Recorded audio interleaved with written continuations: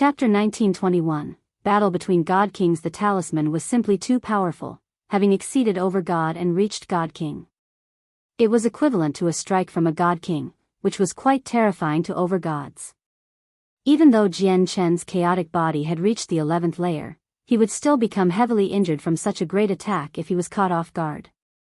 The golden sword Qi collided with Sheng Luo's black hole at the same time. The two of them were actually equally matched, and they dispersed together.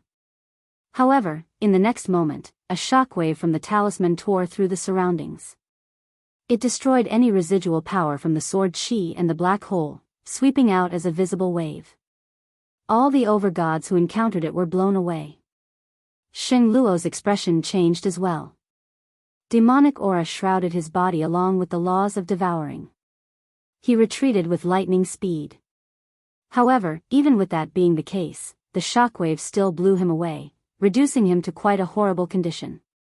All the Godkings on the walls witnessed this. Anger filled the Grand Imperial Protector's face, and he yelled at the people from the Earth Spirit Sect, "Earth Spirit Sect, you are despicable. In such an important situation, you would actually turn against the people on your side. You'd even go as far as to use a Godking level talisman. Do you want to kill Jian Chen?" The three elders of the Earth Spirit Sect remained indifferent. Elder Mu said with a gruff voice, "Please do not blame us, Imperial Protector. This has nothing to do with us. It's all the traitorous disciple's own doing. We will definitely punish her heavily for this." All her own doing? Great. All her own doing. With just that, you've shifted all the blame to your disciple. An elder from the Daoist sect of Calm Cloud sneered, "Even if you search through the entire Earth Spirit sect, you probably won't be able to find many talismans at that level. Do you think this female disciple would be bold enough to use such a precious talisman to kill a supreme overgod of the divine kingdom of Pingtian without your permission? Moreover, the talisman is so precious that it's impossible for a regular protector to possess it. Since your Daoist sect of Calm Clouds believes we are behind all of this, I hope you can provide evidence. If you can't, you're just spewing lies and tainting our name." An elder from the Earth Spirit sect rebuked as his gaze remained fixed in the direction where the talisman had exploded. "Earth Spirit sect, you've indeed gone too far this time. The talisman has injured quite a few of our people," said another Godking. His face was sunken and very ugly, while his gaze towards the three elders of the Earth Spirit sect was extremely hostile. He was the elder of a powerful clan from the Divine Court Empire. There just happened to be overgods from his clan near the explosion, so they had suffered from it as well even though they were not targeted. The three elders of the Earth Spirit sect clasped their hands and apologized. They said they would compensate them in the future, and only then did the faces of the Godkings from the various organizations take a better turn. Jian Chen is probably done for after taking on the full might of a Godking level talisman. Although some prodigies on the Overgods plaque can face off against Godkings, that's only those who rank towards the very top and possess extremely shocking talent. Moreover, the Godkings are only regular Godkings, while the might of that talisman, what a pity. A talented person like Jian Chen has fallen just like this before he can mature. Many of the Godkings that stood on the wall's side while shaking their heads. Pity filled their faces. They did not believe that Jian Chen could survive the attack from the talisman. The Grand Imperial Protector of the Divine Kingdom of Pingtian rose up as soon as possible as well, directly shooting towards Jian Chen's direction. He wanted to bring Jian Chen back. "You must not, Imperial Protector." Immediately, a Godking tried to the Grand Imperial Protector from acting, but he was ignored. Jian Chen belonged to the Divine Kingdom of Pingtian. Only the Divine Kingdom of Pingtian would suffer losses with his death. As a result, the other Godkings could ignore his safety, but the Grand Imperial Protector could not. As a matter of fact, some of the other Godkings secretly rejoiced when they saw this. They even hoped that Jian Chen would be done for. The Divine Kingdom of Pingtian already possessed a primordial realm expert. If they gained another in the future, especially one who had been on the Overgod's plaque and even had a chance to make it onto the Godking's throne, the Divine Kingdom of Pingtian would become greater than them. However, now that the Grand Imperial Protector had moved, the Empyrean demon cult side would obviously not just stand by. If a God King charged into a battle between overgods, there were too many uncertainties that could crop up. The Empyrean demon cult naturally did not wish for something like that to happen. Moreover, Sheng was still on the battlefield. They could not allow anything to happen to him. As a result, as soon as the Grand Imperial Protector moved, a burly man appeared before him, blocking his path. Yan Wuming. The Grand Imperial Protector's face changed drastically when he saw this man. Yan Wuming smiled viciously. He did not say anything, directly hurling a punch at the Grand Imperial Protector.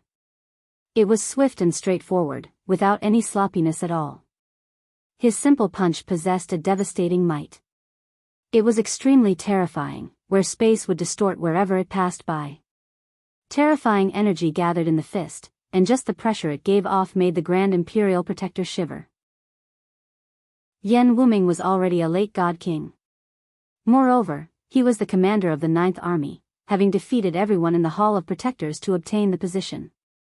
His strength was evident. Even the 9 God Kings Jian Chen had encountered in the Yin Mountains of Seven's despair paled in comparison. Oh no, Yan Wuming has entered the battle. The expressions of a few of the God Kings on the walls changed. The 2 subjects from the Heavenly Moon Empire immediately flew over to receive him. However, they were clearly too late.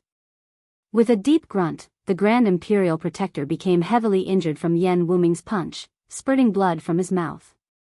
The 2 subjects from the Heavenly Moon Empire immediately tried to keep Yan Wuming busy so that the Grand Imperial Protector would have time to escape. The 2 subjects were also extremely powerful, but when they fought against Yan Wuming together, they still failed to gain the upper hand.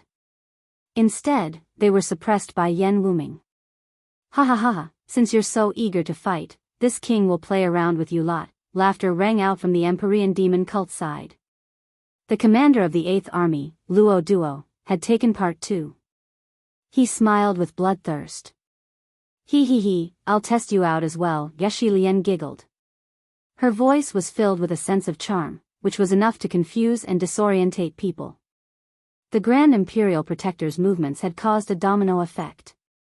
At that moment, the God Kings on both sides began to fight as well. Aside from the 3 commanders, there were also a few God Kings from the Hall of Protectors. They were no weaker than the God Kings from the Divine Kingdom of Pingtian.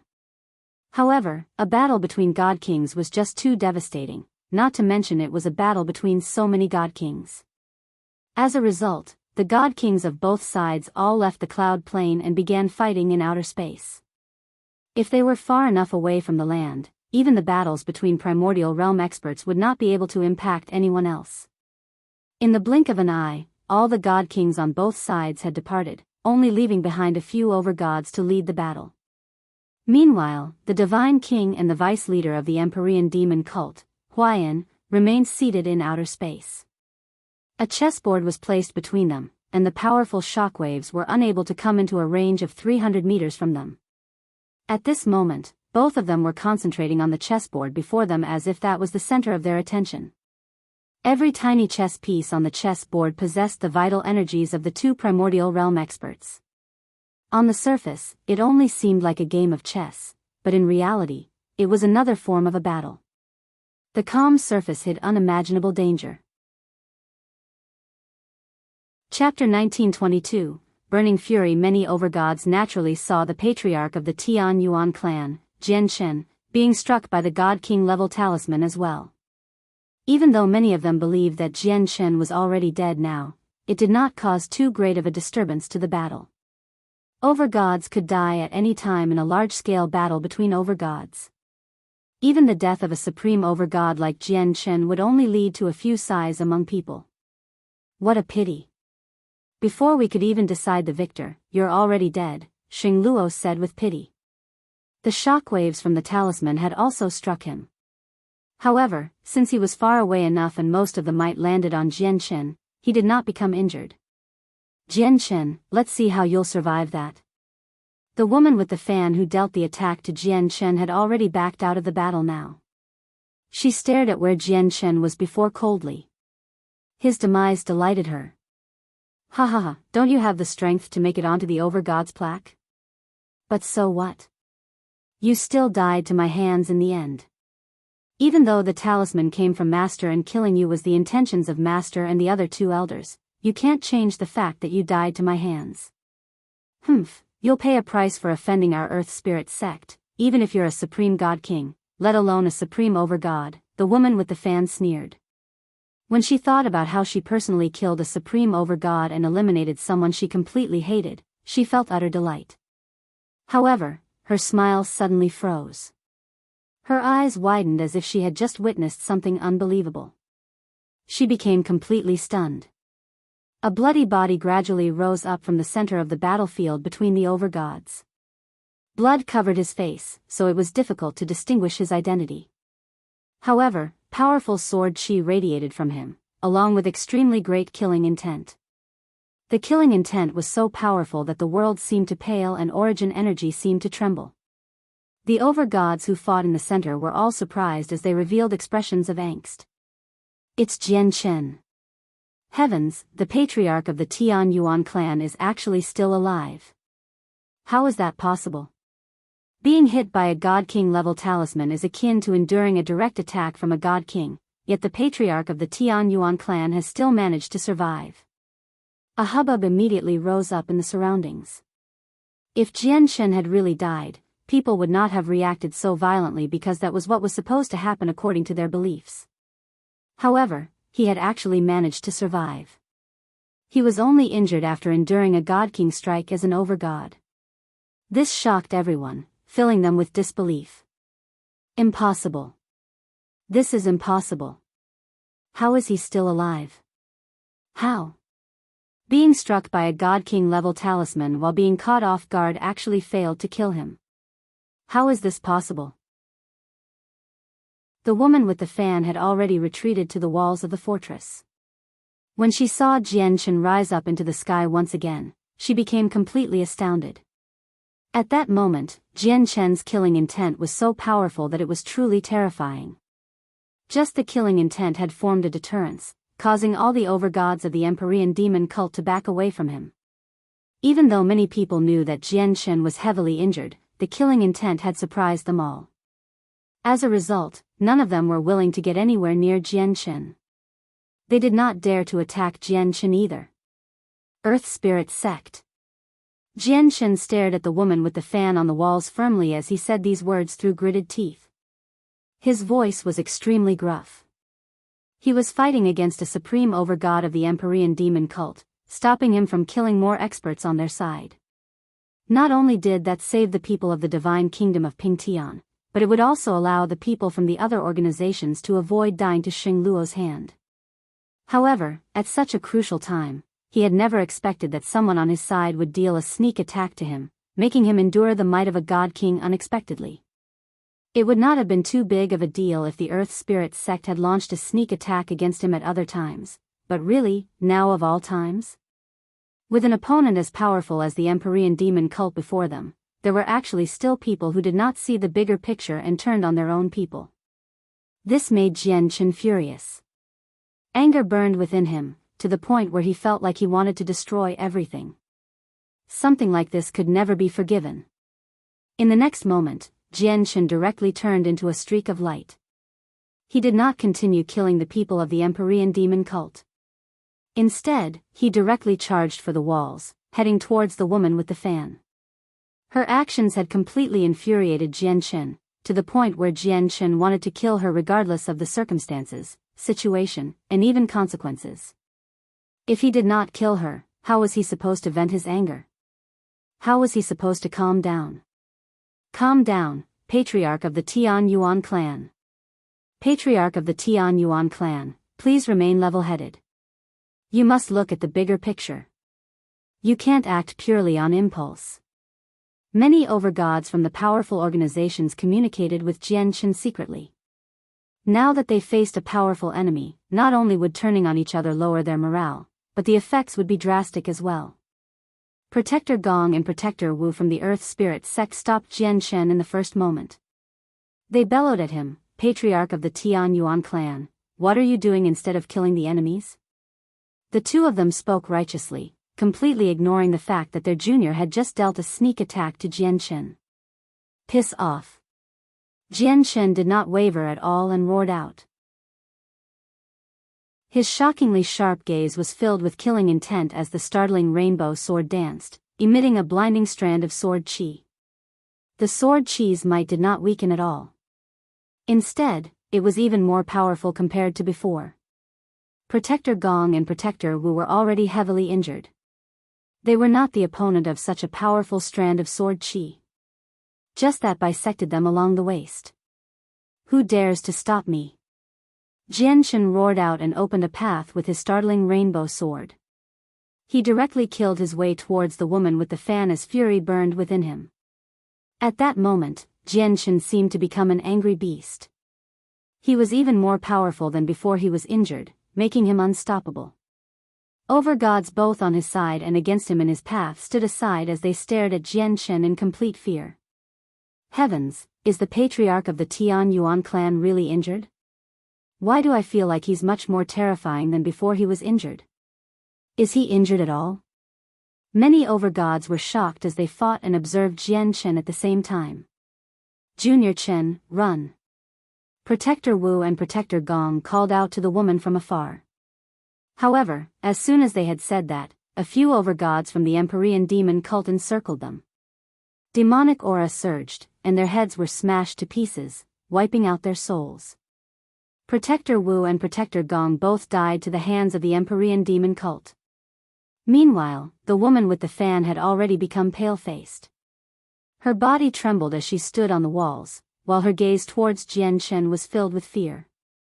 Immediately, she took out a teleportation formation disc and activated it as quickly as possible. White light surrounded her, and she disappeared instantly. Boom!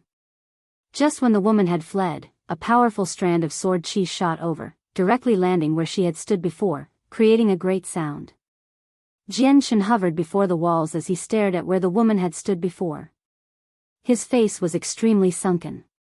Suddenly, he swept his gaze through the battlefield and stared at the other disciples of the Earth Spirit sect. The light in his eyes flickered. There were a lot more than 7 overgods that had come from the Earth Spirit sect to provide support. The 7 overgods who attacked the provincial city of the Dong'an province were only disciples of Elder Mu. All the elders who had come brought a few of their disciples with them. Right now, he was considering if he should kill the disciples of the other 2 elders. When the woman with the fan had caught him off guard, she had used a Godking level talisman, and Protector Wu and Protector Gong had even blocked him when he tried to kill her. Shen refused to believe that this had nothing to do with the elders of the Earth Spirit sect. As a result, Shen felt bitter hatred for the Earth Spirit sect. He was tempted to kill all the disciples of the Earth Spirit sect.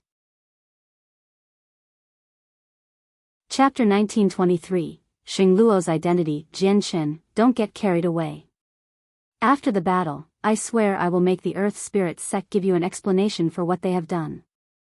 The matter at hand, however, is to stop the Empyrean demon cult. With the enemies right before us, we are in no shape to deal with troubles among ourselves. It will only create confusion, which will only be detrimental. Just when Shen was hesitating over whether to vent his anger on the other people from the Earth Spirit sect or not, he heard the Divine King's voice. Shen looked back and stared at the Divine King, who was playing chess against Lian. He could clearly sense 2 devastating energies clashing on the chessboard. Shen sucked in a deep breath and slowly dismissed his killing intent. He tried his best to calm down his anger as he thought to himself, Your Majesty, since you've already promised me that you'll make the Earth Spirit sect provide me with a satisfying explanation, I'd like to see how they do that. I'll let that woman live a few days longer for now. In the end, Shen did not end up turning on his allies. However, he firmly remembered the grievance he experienced today. On the battlefield below, the war was extremely intense. Many overgods had died, so there were even more casualties among the ordinary soldiers. The ground had become scarlet red as far as the eye could see while corpses were littered across the ground. Blood formed streams as the smell of iron filled the air. Severed limbs covered the land, which formed an extremely horrific sight. The 3 armies of the Empyrean demon cult relied on their formations, constructing each one from 10,000 people. 30 of these huge formations faced off against the huge armies of soldiers from the divine kingdom of Pingtian in an intense battle. With over 100 million soldiers, the divine kingdom of Pingtian possessed an absolute numerical advantage when faced against just 300,000 troops. However, when the battle actually happened, it was one-sided. It was not the huge armies of the divine kingdom of Pingtian that possessed the advantage but the armies of the Empyrean demon cult that only numbered 300,000. The three armies rampaged through the soldiers of the divine kingdom, encountering little resistance. Bodies were blown to pieces wherever they went as miserable cries constantly rang out, leaving behind a ground full of corpses. Even though the armies of the divine kingdom also fell into formations, the 10,000-man formations of the Empyrean demon cult were on a completely different level. Not to mention that just the individual strengths of the soldiers were on a completely different level. Countless soldiers poured large quantities of divine crystals into the formations on the walls of the fortress, activating them all. They shot out beams of white light that crisscrossed with each other, constantly attacking the armies of the Empyrean demon cult. Even though quite a few people had died to the formations of the fortress, the three armies of the Empyrean demon cult were still able to maintain their tremendous formations without them. Even though they became weaker, they were still invincible like before. Sacred Feather, Houston, Rui Jin, Hong Lian, Heiyu, as well as the gods who came from the powerful clans of the provincial city gathered together. They looked after each other as they worked with many other gods to stop a single 10,000-man formation. Gods died at every moment. Even 2 gods from the Dong'an province had passed away, while a few more were injured. Sacred Feather and Houston displayed extraordinary strength. As late gods, the battle prowess they displayed was no less than regular overgods. They played a crucial and decisive role in stopping a 10,000-man formation.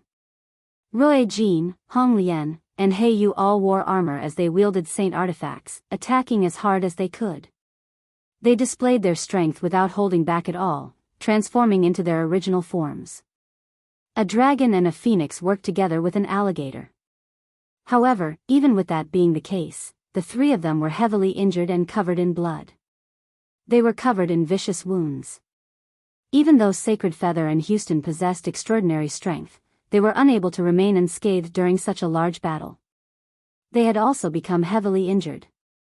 Suddenly, all the people in the 10,000-man formation poured their power together, creating a huge black spear. It radiated with a terrifying might as it shot towards Sacred Feather, who stood out the most. Originally, the attacks from the 10,000-men formations were rather scattered. They would attack many targets at the same time, so the people on the Divine Kingdom side were just enough to fend them off. However, now that the formation had suddenly gathered all its strength in one location and attacked a single person, its might was extremely terrifying. It had reached the peak of Overgod. The black spear was enough to kill Overgods easily. Even a prodigy like Luo Yunfei would try to avoid being hit directly. "Be careful," Houston called out. The strike was just too terrifying. Sacred Feather was basically doomed if it struck him. Sacred Feather also became extremely stern. He experienced a great sense of danger. The attack had already locked onto his presence, so he was unable to avoid it at all. "Humph." At this moment, a cold voice rang out. Jian Chen, still bloodied, descended from the sky and stood before Sacred Feather. He directly threw his startling rainbow sword at the attack. Swish! The startling rainbow sword collided viciously against the black spear with devastating chaotic force while being covered by the laws of the sword. With a boom, the black spear was reduced to pieces by the startling rainbow sword. With a hand gesture, the startling rainbow sword flew back to Jian Chen's hand as a streak of light. He wielded the sword as he radiated with terrifying battle intent as he directly charged at the 10,000-man formation. "I have to destroy their formations, or there'll be countless casualties on our side," thought Jian Chen. The 10,000-man formations were just too powerful. Even prodigies like Luo Yunfei needed to work together to destroy them. However, right now, all the overgods on both sides were busy engaging in an intense battle. There was no one who could break free from their battle on the Divine Kingdom side. Even if they could break free, the overgods from the Empyrean demon cult would stop them. Seeing how there was an overgod who wanted to destroy the formations, some of the overgods from the Empyrean demon cult wanted to stop him. However, when they saw it was Jian Qin, they immediately became timid, and they did not dare to charge up. Even a few late overgods were unwilling to try to stop Jian Qin. They just watched him attack the formation. Sheng Luo stood towards the back of the battlefield. Across the great crowd of people, he stared at Jian Qin as he felt uneasy. I never thought I'd actually meet such a great prodigy on the cloud plane. He endured an attack equivalent to a Godking strike, yet he's actually still so powerful. Sheng Luo was secretly surprised. He was a supreme overgod who had made it onto the overgod's plaque, with his name clearly engraved on it, yet he discovered there was actually still quite a large difference between him and Jian Qin. This Jian Qin is still hiding some strength. You are nowhere close to being his opponent right now. Let's go. This is the end of your training on the cloud plane. Let's go check out some other planes. The other branches of our cult also have wars on other planes. It's said that a supreme overgod has appeared on the He plane as well, and he's 5 rankings higher than you on the overgod's plaque. Fighting him should produce even more evident results in your training. Silently, a middle-aged man in black clothes appeared beside Sheng Luo. He seemed quite dignified, but his appearance was extremely ordinary. He said these words to Sheng Luo indifferently. Are you saying that Jian Qin is not using his full strength right now? Sheng Luo asked in surprise. The middle-aged man nodded. I only sensed his strength when he fended off the talisman earlier.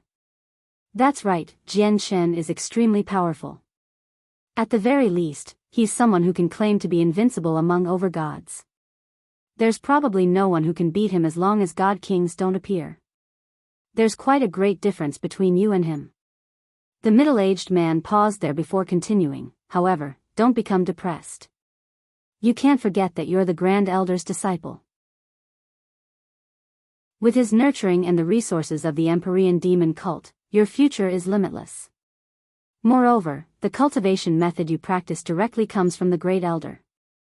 If you can reach the 9th layer on that, you'll be able to match the current Jian Qin. With that, Sheng Luo stared at Jian Qin as his eyes became filled with powerful battle intent. He said, Jian Qin, I will remember you. I will fight against you again in the future. Chapter 1924, Unstoppable Sacred Feather. Houston, Roy Jean, Hong Lian, He Yu, and the other gods from the Dong'an province all stood behind Jian Qin. Jian Qin stood with his sword, standing before them all with his rather slender body. No matter how great the ripples of energy were, they were unable to move him at all. At that moment, he seemed extraordinarily stalwart. Even though he was covered in blood, it was not enough to hide his invincible, fearless might. He turned into a streak of light and directly blocked a 10,000-man formation from the Empyrean demon cult with his monstrous power. Demonic aura immediately surged from the formation when they saw Jian Qin charge over all by himself.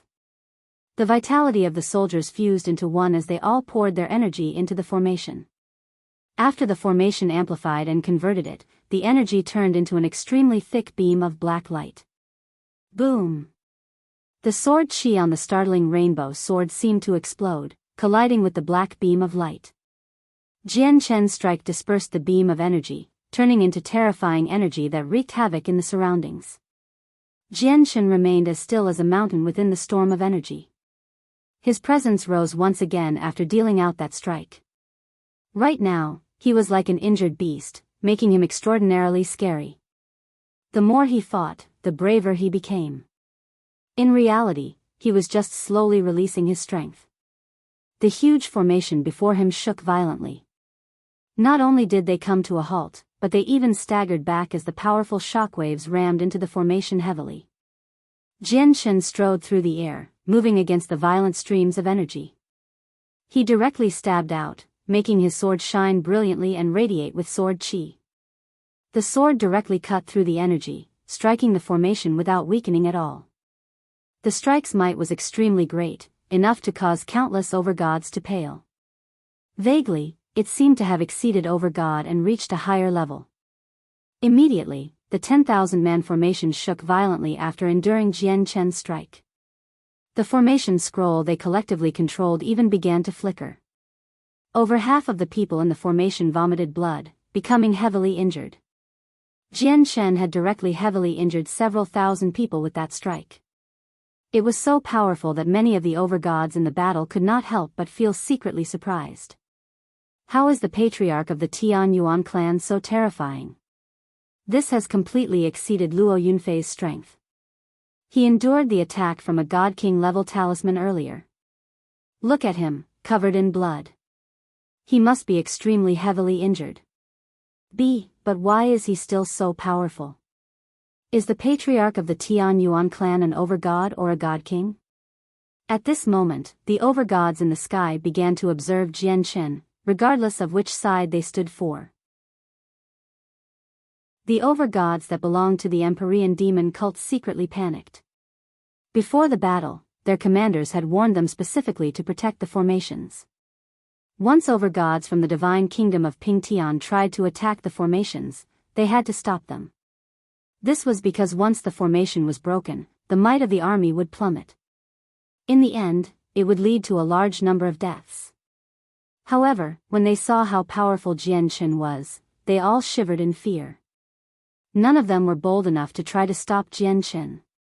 Sending one or two prodigies that were on par to Luo Yunfei would just be sending them to their deaths, and they were unable to immediately free up more people than that. Boom! Jian Shen struck the 10,000-man formation again. Immediately, the formation trembled violently. All the soldiers in the formation constantly vomited blood and more than half of them had become haggard. Jian Shen was just too powerful. The 10,000 soldiers were deities at the very least, with a few of them being gods, yet they actually struggled to endure Jian Shen's attacks. Oh no, the 6th squadron is in danger. We need to support them immediately. Sensing the danger, a few of the nearby formations gathered towards the region. Demonic aura churned as they charged over aggressively. Jian Shen did not give them the time to catch their breath, let alone an opportunity to save them. The startling rainbow sword shone brightly and conjured 300-meter-long beams of light that all struck the formation. The 3 attacks followed each other almost perfectly. The first strike directly caused the formation to sink into the ground. The formation shook violently, almost approaching the limit of what it could withstand. The second strike directly made the formation show signs of shattering. It became riddled with cracks while the powerful, residual sword chi passed through. It cut through the air like rain, claiming over 1,000 lives. The third strike finally destroyed the formation, causing it to shatter loudly. Over half of the soldiers who were part of the formation died to Jian Shen's attack, leaving only 2,000 or 3,000 of them alive now. They were all heavily injured, without any exception at all. In the sky, all the overgods became stunned. Jian Shen had managed to break through a formation in just a few moves with lightning speed, and he even killed off over half of the people there. His battle prowess was so great that it deeply shocked them all. After the formation broke, the formation scroll in the center actually rose up by itself before transforming into a blur and flying off into the distance with unbelievable speed. It vanished in a split second. Jian Shen became stunned because he was just about to collect the formation scroll. He stared in the direction where it had flown off as he became speechless. It was just too surprising. He had never thought that the formation scroll would actually escape by itself and at such speed. This should be a protective measure the Empyrean demon cult cast down on the formation scrolls, Jian Shen thought. The light in his eyes flickered. Then, he charged towards a second formation. Now, the 3 armies of the Empyrean demon cult had understood Jian Shen's power. They did not dare to face off against him alone. Immediately, 3 formations worked together, surrounding Jian Shen in a triangular formation. They used all the power in the formation to attack Jian Shen. However, Jian Shen's power had already reached a whole new level. Even when he did not use his full strength, 3 formations could not deal with him. As a matter of fact, even just keeping him busy for a while was difficult. In a few moves, there was a boom, and Jian Shen destroyed a second formation. Thousands of deities died to him, while the formation scroll shot off by itself as well. However, Jian Shen was prepared this time. As soon as the formation scroll wanted to fly off, he formed a seal with his hand and used the linear lightning release. He turned into a bolt of lightning and pursued it. The formations were extraordinary. They could actually unleash the might of a peak over God when deities poured their strength together, and they could both defend and attack. If he could get one of these formation scrolls, it would hold great significance to the Tian Yuan clan. It could become a clan treasure. Chapter 1925. A Godkings ambushed Jian Chen departed from the battlefield as he pursued the formation scroll. However, now that Jian Chen had destroyed two 10,000-man formations and killed at least 10,000 of the Empyrean demon cult soldiers, he had greatly relieved the pressure on the divine kingdom of Pingtian. It allowed them to mobilize even more gods to stop the remaining 10,000-man formations. Jian Chen used the linear lightning release on some grassy plains far away from the battlefield. He had already caught up to the formation scroll that had fled by itself, and he directly grabbed it tightly. Clearly, the Empyrean demon cult had set up defenses for the formation scroll. The moment he grabbed it, powerful energy immediately leaked out in an attempt to break free from Jian Chen's grasp. At the same time, there seemed to be a mysterious force that pulled the formation scroll along. Even though Jian Chen gripped it tightly in his hand, it did not stop, and it basically dragged Jian Chen along into the distance. It moved extremely quickly, crossing a great distance in a single instance. In just that short moment, Jian Chen was drawn far away from the battlefield. However, he did not give up. He had to get the formation scroll. Powerful chaotic force began to radiate from his hand with the presence of destruction, firmly surrounding the formation scroll in his hand.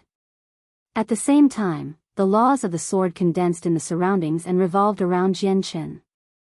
Through chaotic force and the power of laws, Jian Chen managed to suppress the power from the formation scroll completely. Finally, the formation scroll's resistance grew weaker and weaker before completely vanishing. It laid in Jian Chen's hand quietly as if it had lost all of its power. However, Jian Chen still did not drop his guard. He had never seen a formation scroll that could run away by itself. He kept the chaotic force and the laws of the sword around it just in case. At this moment, Jian Chen's face changed slightly. He suddenly raised his head towards the sky. A few formation banners descended rapidly as streaks of light in the sky, forming a great formation around him in a split second. It covered a region of 10,000 kilometers, locking down the space around Jian Chen and trapping him there.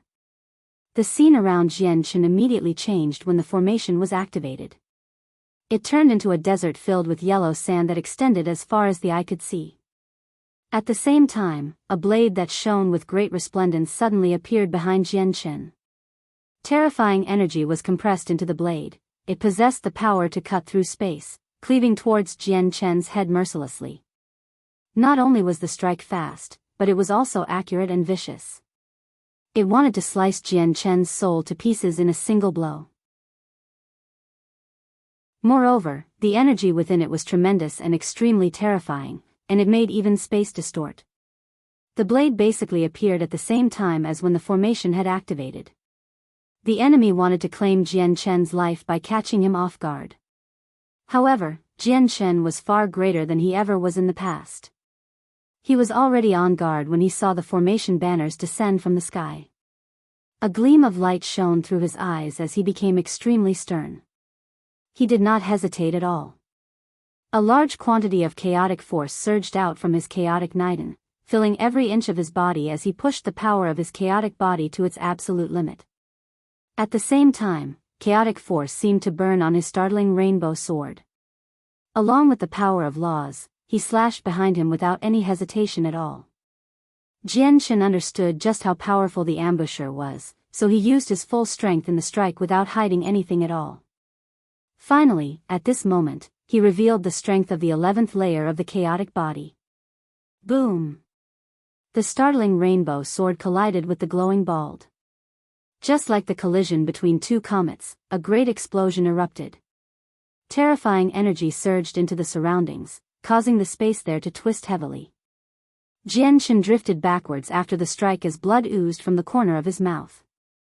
He had endured a strike from a God King level talisman after being caught off guard earlier, so he was already injured. Even though he had suppressed the wounds, he had not recovered from them yet. Now, he had clashed with such a powerful expert. Naturally, it would affect the condition of his body and worsen his injuries. As a result, blood flowed from the corner of his mouth. Like a leaf, Jianshen only stopped after drifting several hundred meters away. His face was emotionless as he stared coldly ahead. A man who wielded a blade appeared there silently. He wore a mask. The mask produced a strange pulse. Not only did it block senses of the soul, but it also hid the presence of the wearer. As for the person's strength, he was a true God King. A God King was an expert who had reached the apex in a divine kingdom. Their status was extremely great, and they would be venerated by all. Even in those ancient empires, God Kings were people who could act as they wished. They were subjects to imperial families, and in large sects like the Earth Spirit sect, they were elders who held authority. You're not a part of the Empyrean demon cult. Who are you? Jianshen hovered in the air and spat out a bloody mess. He silently circulated his chaotic force to heal as he stared at the person before him. The person did not practice a cultivation method from the Empyrean demon cult. In addition, even if the God Kings of the Empyrean demon cult wanted to kill him, there was no need to conceal their appearance. As a result, he was certain that the person before him was a God King on his side. Seeing how he even concealed his presence, he was clearly worried he would be recognized if it leaked out. The mysterious God King's mask revealed a pair of eyes that were filled with shock. He stared at Jianshen and said, "I've underestimated you. I never thought you'd actually be so powerful. You've received an attack from me up front, and you've only suffered some small injuries. As for my identity, there's no need for you to know. All you need to know is that I'm here to kill you." The masked God King no longer said anything else. He appeared before Jianshen like he had teleported as he swung the blade with tremendous energy towards Jianshen's head. He wanted to end the battle in a single stroke and kill Jianshen cleanly. Jianshen roared out. His hair fluttered from his surging presence alone. He unleashed his full strength to receive the attack. The trapping formation had already enveloped the space, locking down the region. It had turned into a firm jail, so Jianshen was unable to escape at all. As a result, all he could do was put his all into the battle.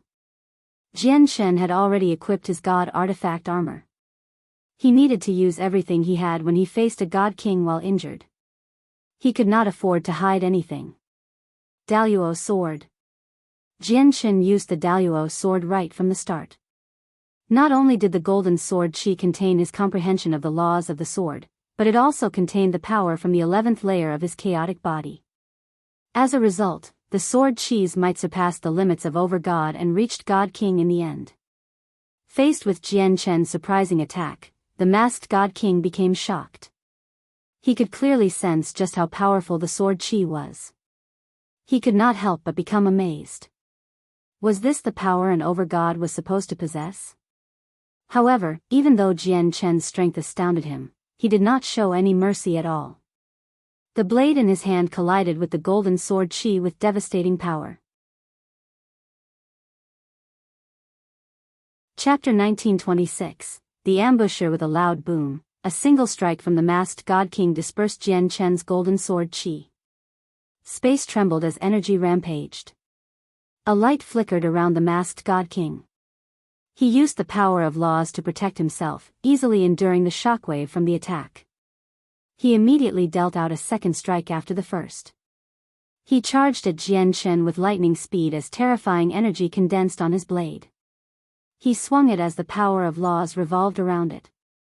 Jianshen's eyes shone, and his gaze became extremely sharp as if sword chi shot out from them. It was shocking. Chaotic force permeated his surroundings. Not only did he experience no fear when faced against a God King, but his battle intent surged instead. He roared out and directly charged up with the startling rainbow sword, engaging in a battle with the masked God King. Jianshen was extremely powerful after breaking through to the 11th layer. He was invincible amongst overgods. Even when he faced this God King, he was able to put up a fight despite being injured. The two of them fought with great intensity, to the point where even the sun dimmed. The great shockwaves of energy rampaged through the formation space, causing it to shake. The masked God King became more shocked and filled with disbelief the more they fought. Jian Chen's strength had completely exceeded anything he had expected. Not only did Jian Chen manage to continue fighting on equal terms after so long, but he even fought more and more viciously as time went on. The blood on Jian Chen did not even seem like it came from him. He was clearly very heavily injured, but he did not seem like that at all. His presence did not weaken even in the slightest. The reason why Jian Chen possesses such terrifying battle prowess is all because of that strange energy. What is that energy for it to be so powerful? He's clearly not a God King, yet he can hold his ground against one. What outstanding cultivation method do you need to be able to cultivate such great energy? The masked God King thought quickly. At that moment, he felt extremely curious about Jian Chen's cultivation method. I can't drag it out any longer. I must finish the battle fast, just in case something happens. The masked God King began to panic slightly when he saw how he could not defeat Jian Chen after quite a while. He immediately made up his mind and used a battle skill. Suddenly, the might of the world descended. The masked God King raised his blade high over his head as endless energy condensed rapidly. Terrifying pressure filled the surroundings, causing space to thicken. In just a short instance, the God King had charged up his battle skill. He directly swung his blade that had extremely terrifying power at Jian Chen. The surroundings seemed to dim when he struck out. The energy on the blade transformed into a mighty torrent that directly surged towards Jian Chen with devastating power. The strike was extremely frightening. Wherever it passed by, space would distort and origin energy would disperse. Space seemed like it was about to rip at any time. A huge, bottomless chasm had even appeared on the ground. Jian Chen became extremely serious. A God King using a battle skill was so powerful that he experienced great danger. Tai sword technique. Jian Chen formed a seal with his hand, and he fused with his sword. He shot off as a huge, resplendent streak of sword chi. At the same time, a finger-sized strand of sword chi suddenly appeared over his head. As soon as the sword chi appeared, it radiated with shocking sword intent, making it extremely frightening.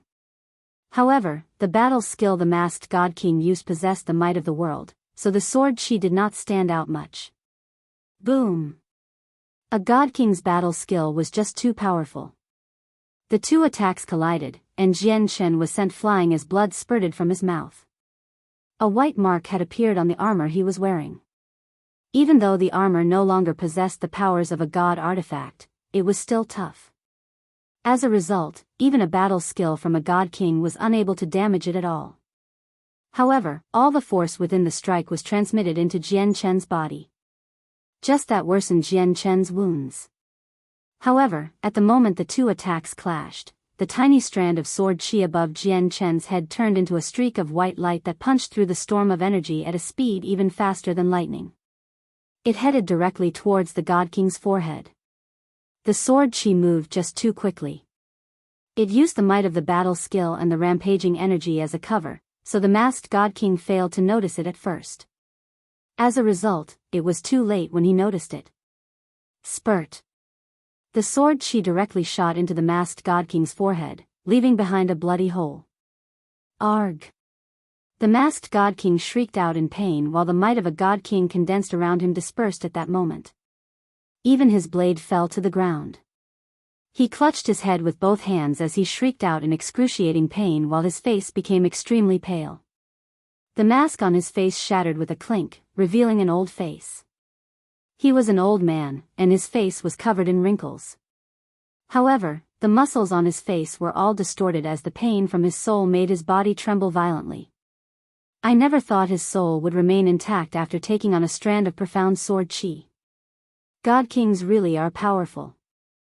Jian Chen climbed to his feet in the distance with a pale face. He silently circulated his chaotic force as he made his way towards the God King slowly. Blood constantly dripped from his body, leaving behind a blood trail as he advanced. Very soon, Jianshan arrived before the shrieking God King. However, when he saw the God King's appearance, he was stunned at first. Then, his face then became extremely cold. Originally, he believed the God King who had ambushed him was one of the elders from the Earth Spirit sect. After all, he had completely fallen out with the Earth Spirit sect after the woman with the fan launched a sneak attack against him. As a result, it made sense if the elders of the Earth Spirit sect wanted to kill him. However, he had never thought that the God King who trapped him here first before trying to kill him would actually be this person. I have no grievances with your Daoist sect of calm clouds. Why do you want to kill me? Jianshan stared at the old man coldly as he spoke with a very frigid voice. The old man was one of the elders from the Daoist sect of calm clouds. Jianshan had many guesses as to who the God King was. He had considered the possibility that he was not from the Earth Spirit sect and from some other organization instead.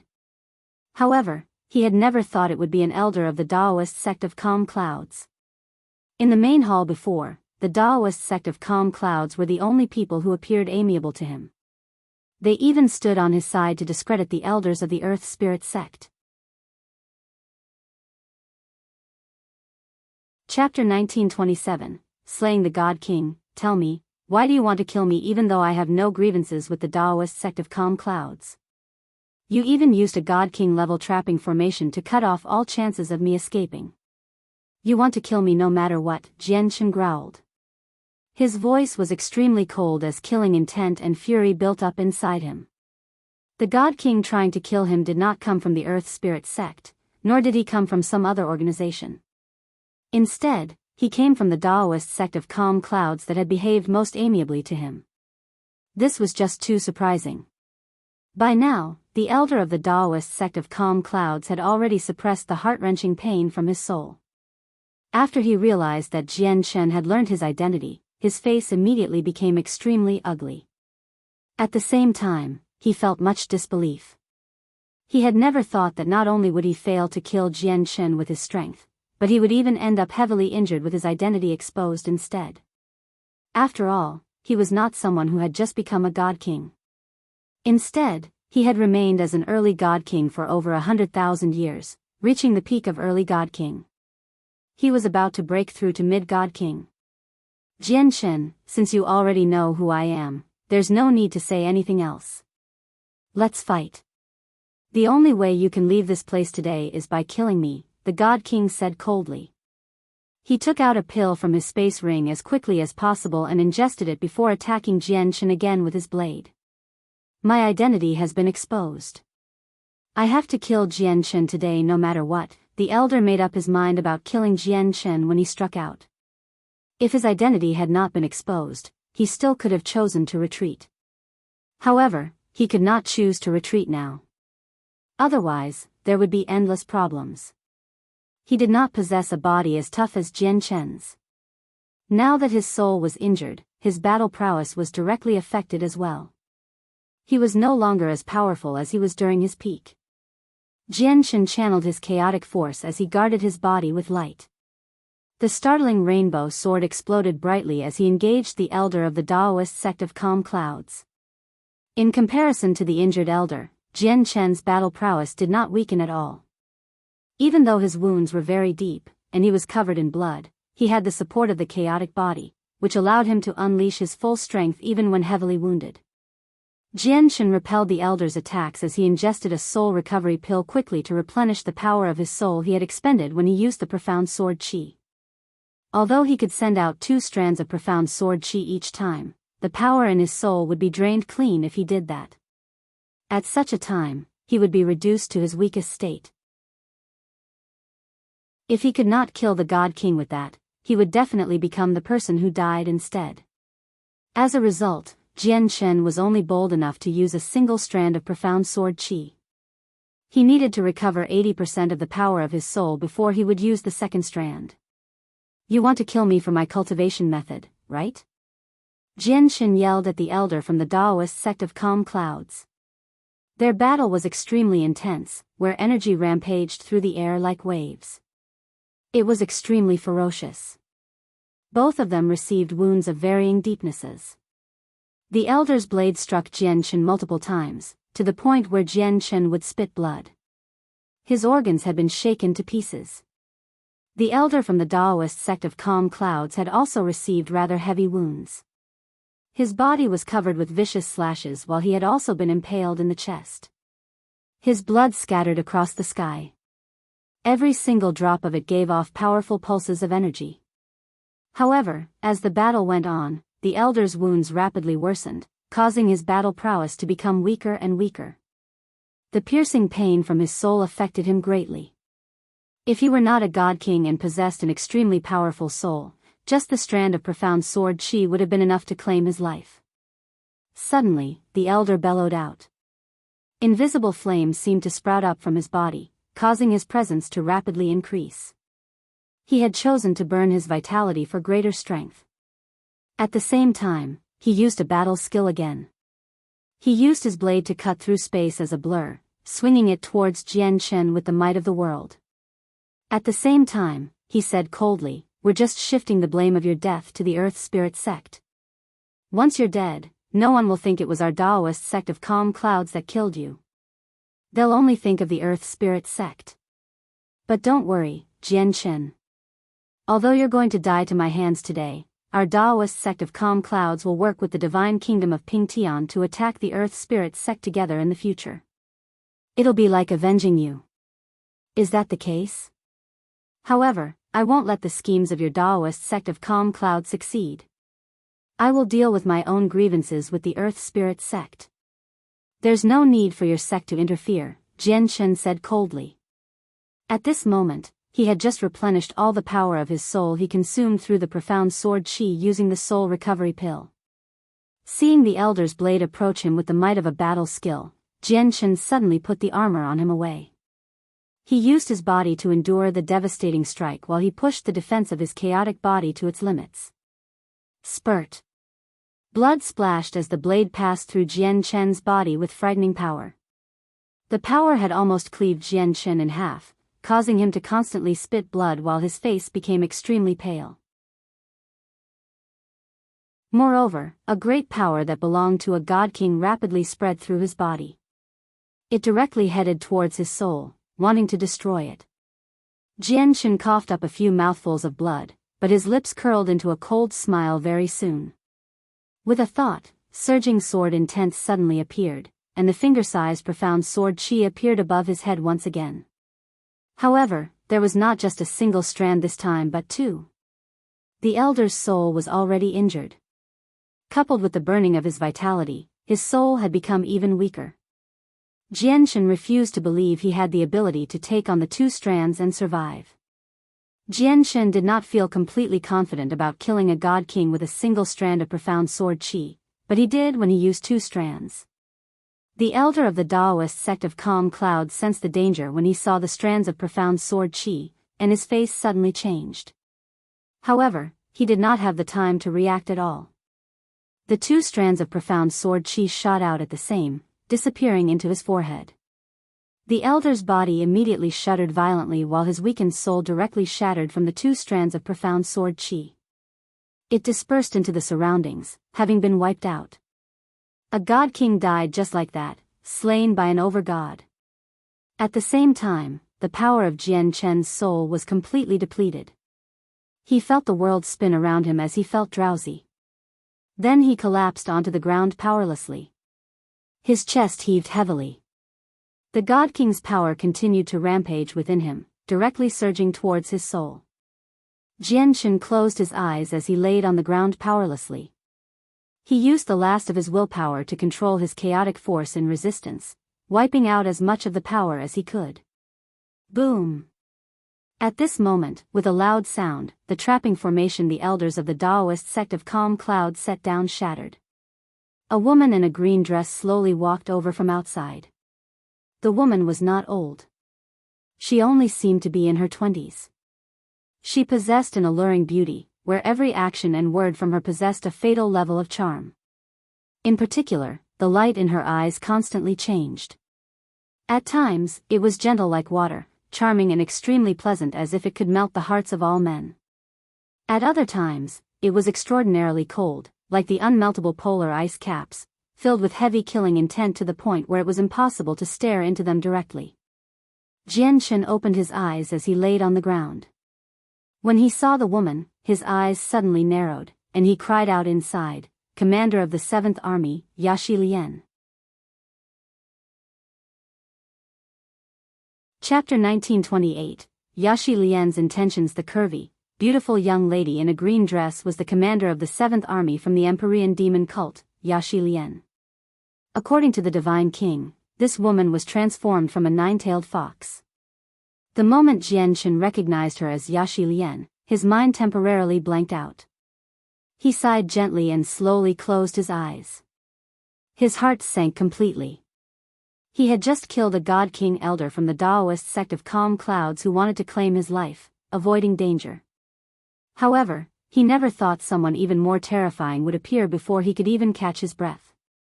If he faced an early God King, he might be able to put up a fight, but Jianshen had no chance at victory against the 7th commander of the armies from the Empyrean demon cult. As a matter of fact, he could not even escape from Yaxi Lian. Not only was Yaxi Lian a late God King, but she was also a commander of one of the Empyrean demon cult's armies. Every single commander had fought their way through the Hall of Protectors, defeating all the God Kings there to obtain their position. Since she could become the commander of the 7th Army, she was naturally extremely powerful even among late God Kings. Even if Jianshen was at his peak condition, he would not be able to fight off someone like that, let alone now. Yaxi Lian made her way to Jianshen's side at a steady pace with gentle eyes. She studied Jianshen closely with her enchanting eyes as a plain smile gradually appeared on her alluring face. Her smile was like 100 flowers blooming, filled with charm as if it was the most beautiful scene in the world. It was a fatal attraction towards men. "Little brother, you must be Jianshen, the person rumored to be able to make it onto the Overgod's plaque." Yaxi Lian squatted down beside Jianshen and said gently. Her voice seemed to be filled with charm. Her words were nothing special, but it just happened to be enough to trigger the lust of men. He, I never thought you can even kill God Kings. Little brother, you sure have hidden your strength well. TSK, you killed a God King as an overgod and one that was only a step away from mid-God King in particular. If this makes it out, it'll shock the entire Saints world, Yaxi Lian continued as she giggled. She was charming. When Jianshen heard her voice, he almost dropped his guard seeing how the power of his soul was basically drained now. He was almost enchanted by the charm in her words. Jianshen suddenly bit the tip of his tongue, and the intense pain allowed him to become slightly more clear-headed. His eyes suddenly snapped open, and he stared at Yaxi Lian with a sharp, cold gaze. He said, "I never thought that you, the commander of the 7th Army, would appear right after I've killed the elder from the Daoist sect of Calm Clouds. Yaxi Lian, you must have come especially for me. I never thought that a mere overgod like me would attract the attention of the commander of the 7th Army." He, Yaxi Lian giggled. Coupled with her natural charm, her giggles seemed to be the most beautiful thing in the world. Jianshen immediately closed his eyes, no longer looking at her face. Her smile was pretty, but it was a fatal poison. "Little brother, you underestimate yourself too much. I'm not the only one who has been noticing you. There are also the other two commanders, Yan Wuming and Luo Duo. However, I'm different from them. They want to finish you off as soon as possible, whereas Yaxi Lian paused when she reached there. A demonic, red light suddenly flashed through her enchanting eyes, and her lips curled up into a bewitching smile. "I naturally want to save you." "Save me?"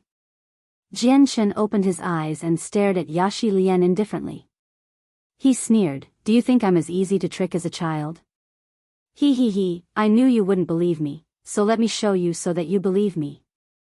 "I'll take you away right now," Yaxi Lian smiled. With a wave of her hand, a powerful force surrounded Jianshen and took him away in a single instance. However, they did not head towards the divine kingdom of Pingtian, nor did they head towards the headquarters of the Empyrean demon cult located behind the battlefield. Jianshen was completely immobilized now that the powerful force from a late God King surrounded him. Yaxi Lian had even sealed up his cultivation, and he could not use his profound sword chi either since the power of his soul was completely drained. Right now, he was completely powerless in Yaxi Lian's hands. He was at her mercy now. Despair did not fill Jian Chen's eyes. Naturally, he was unable to use the few soul recovery pills he had left, so he just shut his eyes and tried to recover the power of his soul as quickly as possible. Naturally, he did not believe Yaxi Lian's words. She definitely had other plans in mind. He could sense the shockwaves of energy from the various Godkings from outer space. However, at a time like this, the people on the Divine Kingdom side struggled to even keep themselves safe. They devoted themselves to the battle, unwilling to become careless at all. Naturally, they would not spare the effort to observe the situation below. In other words, even if they learned that Yaxi Lian was taking him away, none of them would come to save him. This was because there was not a single God King who was Yaxi Lian's opponent alone, even if they were also late God Kings. As a result, it was impossible for Jian Chen to receive any aid from the Divine Kingdom of Pingtian.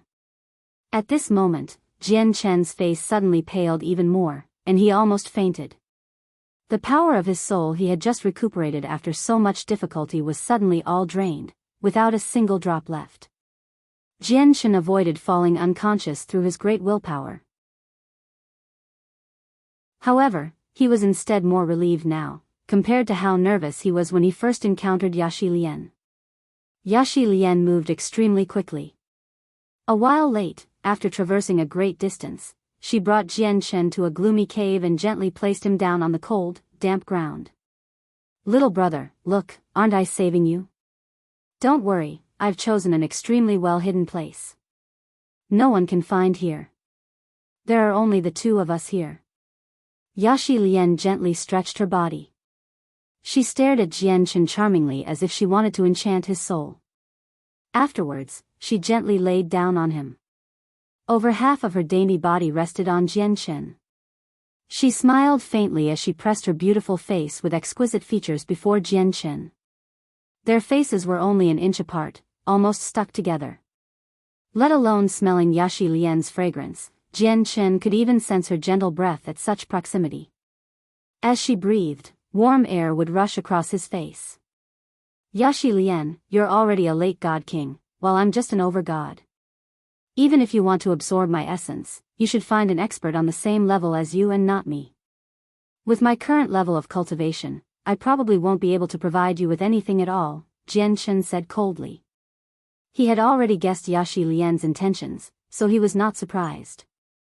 Yaxi Lian used her fingers to gently stroke down Jian Chen's face, all the way to his chest. She twirled her finger on his bloodied chest as she smiled coquettishly. "Little brother sure is smart, to know what I want to do. However, don't blame sister. You have to know that even though I've saved you, I haven't saved you for nothing. I require compensation. Little brother's powers just happen to be very strange and very powerful. Although I've never seen this power before, my instincts tell me that it'll be extremely beneficial to me. I need this power, so you can compensate me with that." Chapter 1929, Fairy How You in the northern region. Jian Chen sneered and scoffed. "You said you would save me, but you're still going to kill me in the end. Is this what the commander of the 7th Army from the Empyrean demon cult does?"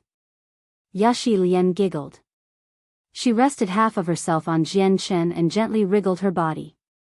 Her seductive movements were enchanting as lust appeared in her eyes. She slowly stroked Jian Chen's face with her slender hand as she said sweetly, "You can't talk to me like that, little brother.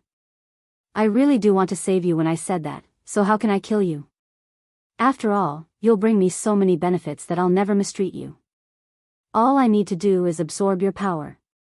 It'll only cost you some of your vitality. Moreover, the method I'm going to use on you will definitely be different from other people. Do you know how I used to absorb the vitality of other men?" Before Jian Chen could reply, Yaxi Lian stared into Jian Chen's eyes and continued, "When I absorbed the vitality of other men in the past, I directly planted my head against their heads. However, all of them died without any exception. However, I'll use a gentle method with you. I'll guarantee you that not only will you feel no pain during the process, but you'll even feel great pleasure instead. I'll let you truly experience the joys of being a man. Yaxi Lian's voice was extremely seductive, as if it was filled with glamour.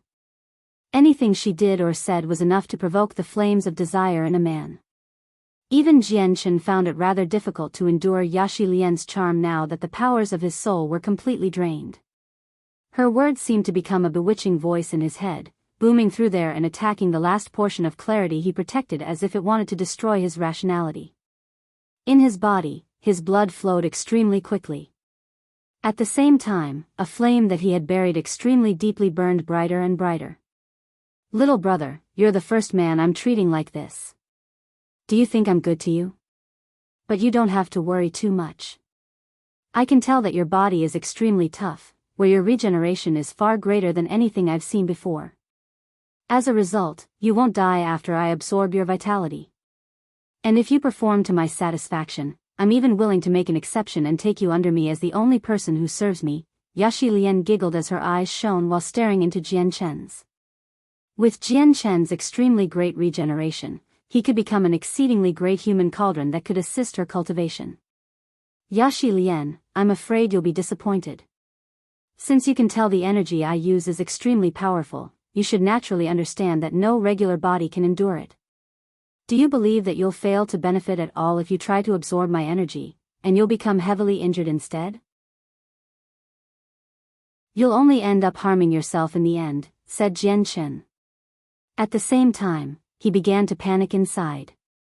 He had sent the remaining power of his soul into his space ring when Yaxi Lian carried him away, crushing the jade talisman that Fairy Hao Yu had given him. This was Jianchen's only chance at surviving. Now, Yaxi Lian was about to do things to him, yet Fairy Hao Yu still had not appeared. Jianchen struggled to keep his composure, so he could only use any ideas he could think of to waste time. The tremendous land of the Cloud Plain was split into 5 major regions. They were the northern, southern, eastern, and western regions, along with the central region. Each region was a huge expanse. The Xuandao Empire was one of the few ancient empires in the northern region. The land they occupied was richly endowed, and their territory was extremely large.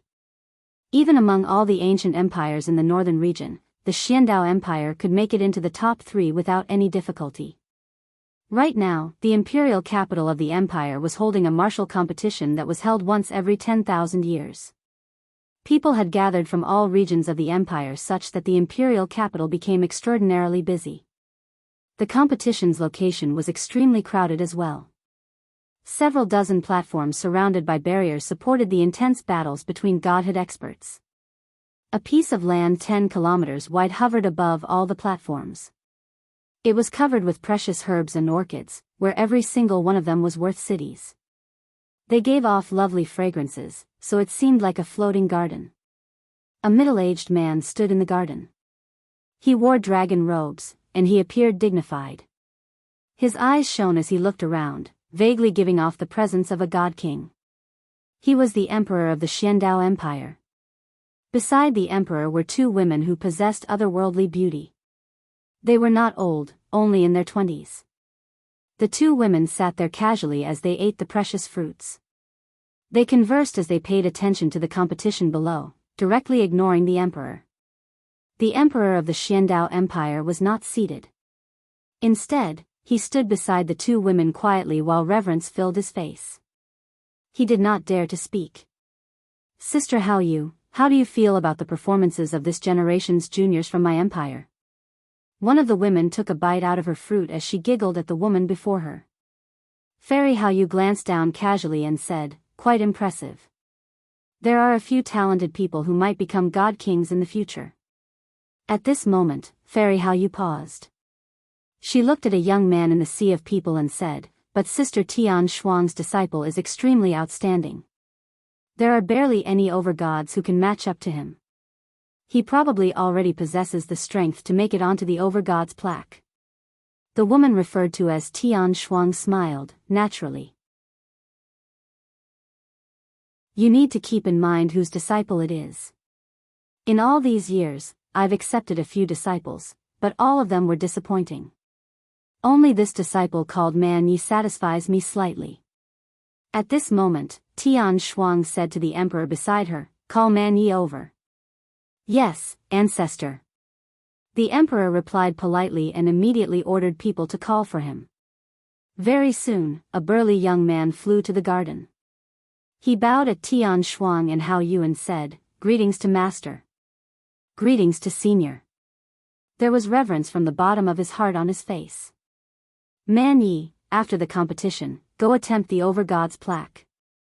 Remember, I want your name to be engraved on the plaque," Tian Shuang said to Man Yi indifferently. She did not leave any room for objection, just like a mighty monarch. She did not treat him with any of the warmth and closeness she had shown Fairy Hao Yu. "Yes, master." Man Yi replied politely. However, he spoke out once again after hesitating slightly, "Master, I have a personal request. I heard that a person who also possesses the battle prowess to make it onto the Overgod's plaque has appeared in a small divine kingdom in the southern region. His name is Jian Chen, and he's rumored to be extremely powerful. As a result, I wish to fight Jian Chen before I go to the central region.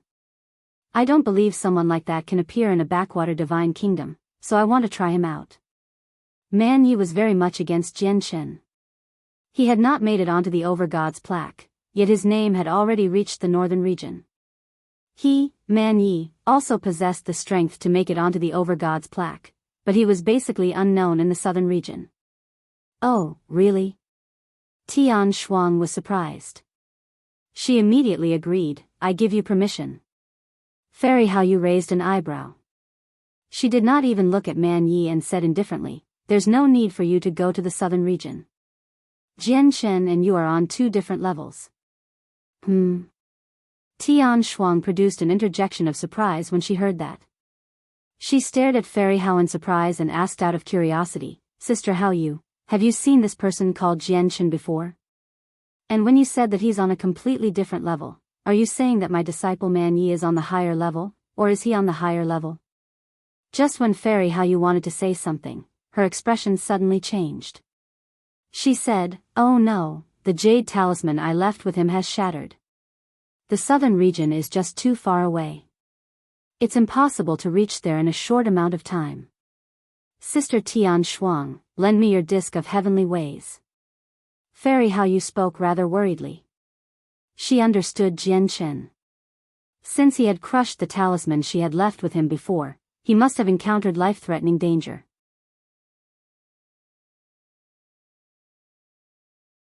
Chapter 1930. The northern region. The woman called Tian Shuang could not help but grow curious when she saw how Fairy Hao Yu had changed all of a sudden. She asked in confusion, "Sister Hao Yu, what has happened that made you so frantic? I've never seen you show such an expression before." As she spoke, Tian Shuang also stood up and gently extended a slender finger towards the depths of the Imperial Palace. With that, a streak of light immediately flew over from the forbidden grounds in the depths of the palace. It moved extremely quickly, arriving before Tian Shuang in a flash. It was a white jade disc that was only 30 centimeters wide. Complicated and profound inscriptions flickered on it, along with a sliver of the might of the world, possessing the power of laws. The disc of heavenly ways was a god artifact. Even many infinite primes only use supreme quality saint artifacts in the saint's world, so a god artifact's value was evident. Even though the disc of heavenly ways was only an auxiliary god artifact, its value was still shocking. At certain times, it would even be far more useful than offensive and defensive god artifacts. The greatest usage of a disc of heavenly ways was that it could teleport people to extremely distant places. As long as someone possessed a disc of heavenly ways, they would be able to reach any place on a plane. It even had the power to transport people across planes. However, each teleportation across planes would cost a tremendous amount. Even Godkings would not be able to endure a cost like that. "Sister Hao Yu, here's a 3-color divine crystal." Tian Shuang passed the disc of heavenly ways to Fairy Hao Yu. She also gave Fairy Hao Yu a pinky-sized divine crystal that shone with 3 colors. Fairy Hao Yu accepted the disc and placed the divine crystal in its center. Immediately, a huge, illusionary map appeared from the disc. The illusionary map completely covered the 5 regions of the cloud plane. Through the illusionary map, one could clearly see that a boundless ocean divided the 5 regions. Teleportation energy appeared, and Fairy Hao Yu vanished from the floating garden, having left the northern region through the disk. The battle between the divine kingdom of Pingtian and the Empyrean demon cult continued in the southern region of the Cloud Plain. In an obscure cave far away from the battlefield, Jian Shen laid powerlessly on the cold, damp floor. The consumption of the power of his soul made him feel great dizziness, and he almost fainted several times. However, he endured it all whilst gritting his teeth. Yaxi Lian, your body is too weak. You don't possess what it takes to endure this energy, Jian Shen said through gritted teeth as he tried his best to waste time. Yaxi Lian smiled as she looked at Jian Shen coquettishly. Little brother, you don't need to worry for sister. As a 9-tailed heavenly fox, I naturally have my ways of dealing with this problem. Have you ever heard of the balancing of yin and yang? But it doesn't matter if you've heard of it before. I'll show you the joys of the balancing of yin and yang very soon. I guarantee you that you'll fall deeply in love with it. Yaxi Lian laid on Jian Shen gently. She used a handkerchief to slowly wipe away the blood on Jian Shen. When her white, soft, and slender fingers came in contact with Jian Shen's skin, he felt like it was an electric shock. It was clearly just skin contact, yet when Yaxi Lian did it, it felt unbelievably pleasant. My cultivation method is different. Even the balancing of yin and yang is useless. Can you balance all the energies in the world through that? Jian Shen continued his attempts to distract her. He, how will we know if we don't try? If it doesn't work, I'll just give up on it then, Yaxi Lian blinked her eyes. All her actions were extremely effective against men. Even those with great willpower would struggle to resist it. She said seductively, little brother, you're trying so hard to turn me down. Am I not pretty? Yaxi Lian gently wriggled on Jian Shen's body while her clothes slowly slid off her body, revealing her snow-white skin. Jian Shen bit his tongue firmly. It had already been reduced to mincemeat. Under Yaxi Lian's tempting and seduction, he was like a tiny boat in the raging seas that could sink at any moment. Very soon, Yaxi Lian was completely naked. Her enchanting figure was completely exposed. She stood up and giggled flirtatiously, little brother, am I pretty? Jian Shen sighed. With how the situation had developed, it was already useless to try to stall for time. He knew that Yaxi Lian was about to move on him. Just when Jian Shen sank into despair, his eyes suddenly narrowed. He stared behind Yaxi Lian. A beautiful woman in a white dress had appeared there silently at some time. The woman stood there quietly as she smiled faintly. She stood with her arms crossed as she supported her chin with her hand. She stared at the provocative scene with great interest. The woman's existence was completely like air. Even when she was so close to Yaxi Lian still completely failed to sense her. However, when Jian Shen saw the woman, he finally let out a breath of relief. He said powerlessly, since you've come, why aren't you doing anything? To think you'd still be in the mood to watch. With that, Jian Shen seemed to lose all his power.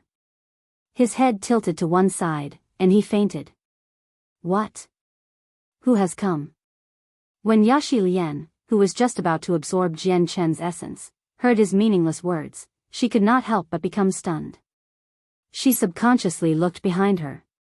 With that, her face immediately paled as she became shocked. Who are you? Yaxi Lian cried out. She actually failed to sense that another woman was standing behind her.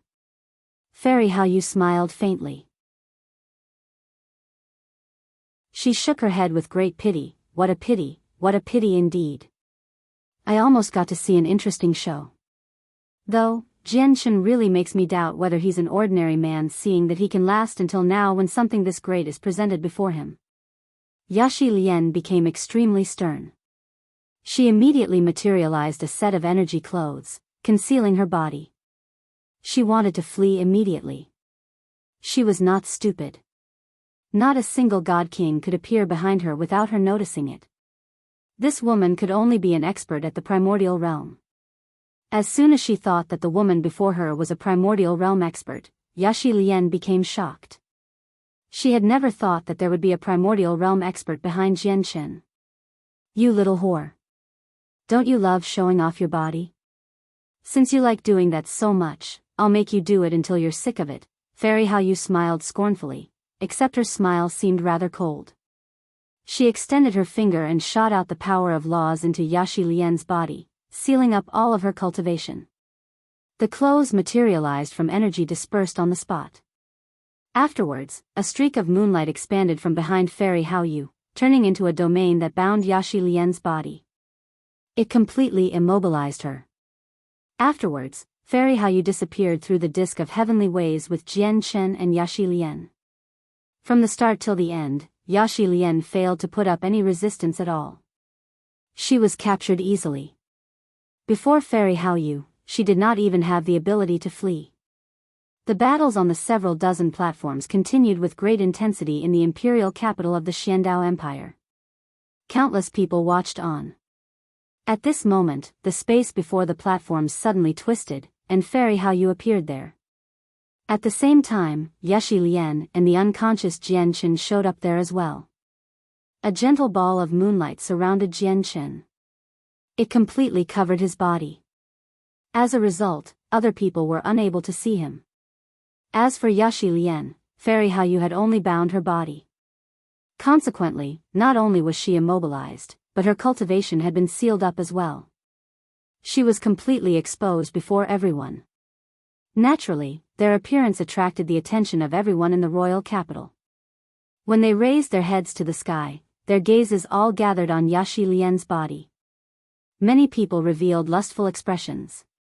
Yet, Fairy Hao Yu, a primordial realm expert, actually garnered almost no attention, which was very rare. Yaxi Lian was both furious and embarrassed. She could clearly sense countless burning gazes sweep across her body fearlessly, causing her beautiful face to completely sink.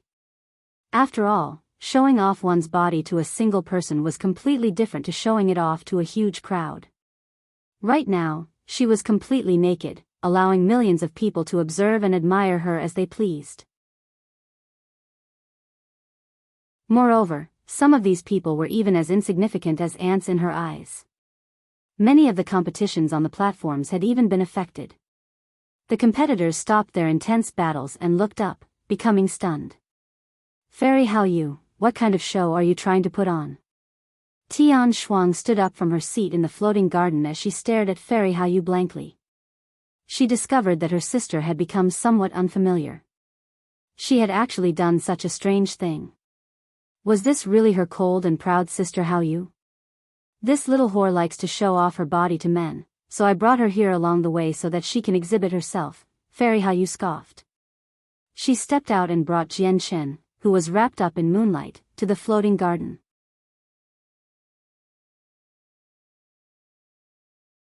Chapter 1931, The Imperial Palace of the Xuandao Empire, Little Whore?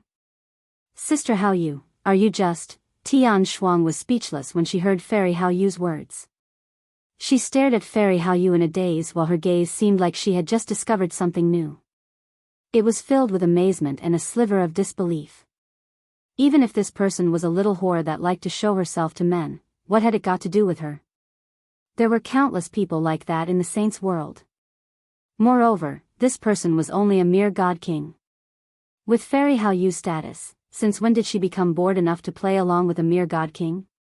At this moment, Tian Shuang actually felt like she could not understand her sister Hao Yu's thoughts. Sister Tian Shuang, let me borrow a 9 refined life-giving pill, Fairy Hao Yu said to Tian Shuang. Tian Shuang immediately became surprised when she heard that.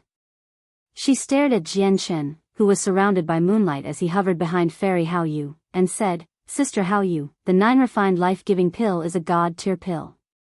Are you going to use a god-tier pill to heal this person? Isn't that a little too wasteful?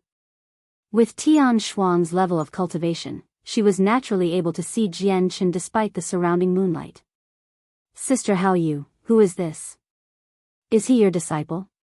You sure treat him well, even going as far as using a 9 refined life-giving pill on him, Tian Shuang asked out of curiosity. With a flip of her hand, a jade bottle appeared, and she tossed it towards Fairy Hao Yu with some reluctance. Fairy Hao Yu, here. That's the 9 refined life-giving pill.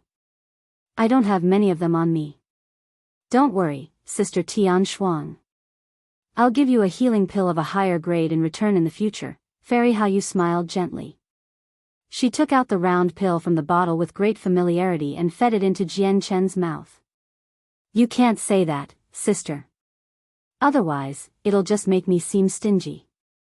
I just feel that it's wasteful to use such a precious pill on an overgod. Supreme quality Saint Tier pills should be enough for his wounds, said Tian Shuang. After consuming the 9 refined life-giving pill, Jian Chen's wounds immediately recovered at an unbelievable rate. He healed so quickly that it had even surpassed the regeneration of his chaotic body. As a god-tier pill, it was just too easy for the 9 refined life-giving pill to heal all the wounds on Jian Chen, even though it was only of the first grade. In just a few seconds, Jian Chen made a complete recovery. He had even replenished quite a lot of the power of his soul. Jian Chen opened his eyes. Through the gentle moonlight, he saw Fairy Hao Yu, who stood beside him, in a single glance. Just when he wanted to say something, Fairy Hao Yu waved her sleeve and said, "Go tidy yourself up first." Immediately, Jian Chen tore through the air with the gentle moonlight still surrounding him. He had been carried off into the Imperial palace of the Xuandao Empire just like that, unable to put up any resistance at all. The Emperor and Tian Shuang's disciple, Man Yi, both watched everything unfold as they stood there quietly. They were curious about Jian Chen's identity since Fairy Hao Yu had even used a precious god-tier pill to save him. Sister Hao Yu, how do you plan on dealing with this person? You can't leave her there forever. It's disruptive to the social graces, said Tian Shuang as she pointed at Yaxi Lian, who was immobilized in the air. Fairy Hao Yu glanced at Yaxi Lian indifferently before sitting down. She said, "This woman likes to show off her body to men anyway, so let's just leave her be for now. We'll deal with her once he comes back." As she said that, Fairy Hao Yu glanced at Jian Chen, who she had tossed into the Imperial palace. A sliver of an evil smile appeared on her face, which made her seem slightly mischievous. In the depths of the Imperial palace, there was a steamy, open-air hot spring. Pleasant giggles rang out from there as 2 beautiful women played around happily in the water. Surrounded in moonlight, Jian Chen directly fell out of the air powerlessly, directly landing in the hot spring. He just happened to land between the 2 women. Immediately, there was a huge splash in the hot spring, causing all the water there to churn. The hot spring was a heavily guarded place in the palace. Clearly, the 2 women who played around had never expected someone to fall out of the sky and directly into the hot spring. They could not help but become stunned as if they had not realized what had happened. Fairy Hao Yu had thrown Jian Chen into the water right after he woke up. He had not even managed to understand what was happening around him. He saw a beautiful woman standing naked in front of him with a single glance before he could even gain his bearings, which stunned him as well. He did not realize what had happened either. Arg. However, the 2 women's reactions were far faster than Jian Chen, who had just woken up without completely replenishing the power of his soul. 2 screams immediately rang through the entire Imperial palace almost simultaneously.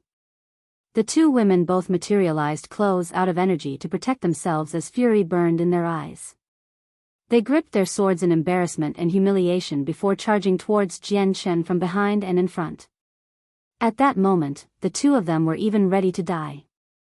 Not only had a man seen their naked bodies, but the man was naked as well and also in the hot spring.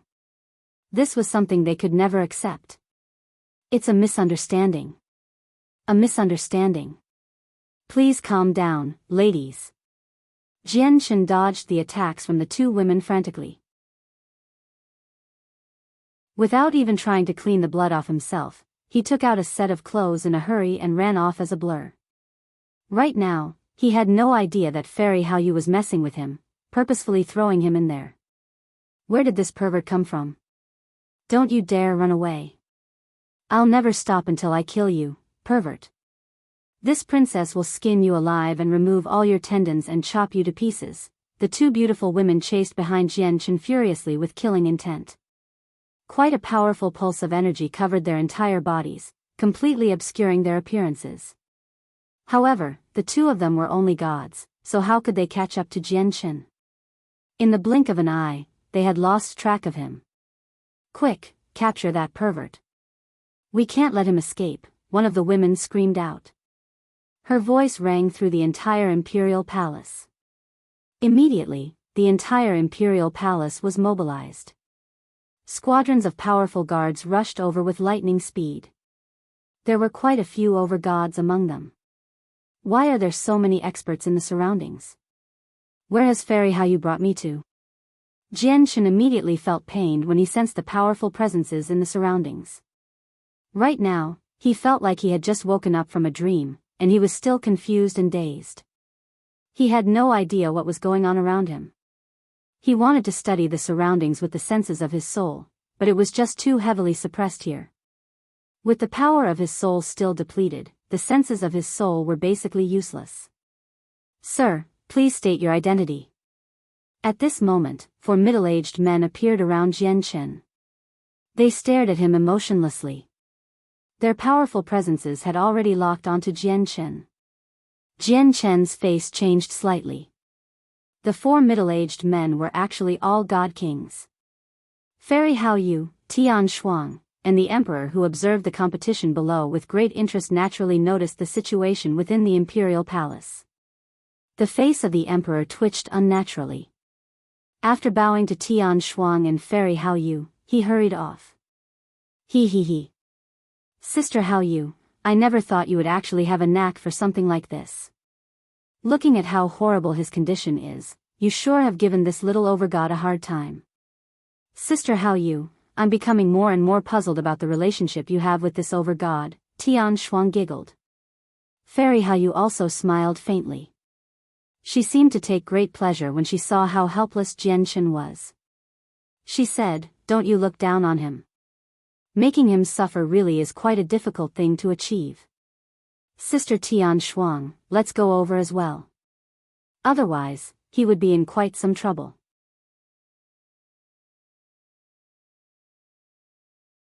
Chapter 1932, Forceful questioning. The four Godkings of the Xuandao Empire blocked off Jianchen. When he felt the tremendous pressure fall on him, he immediately felt like he was carrying a mountain on his back.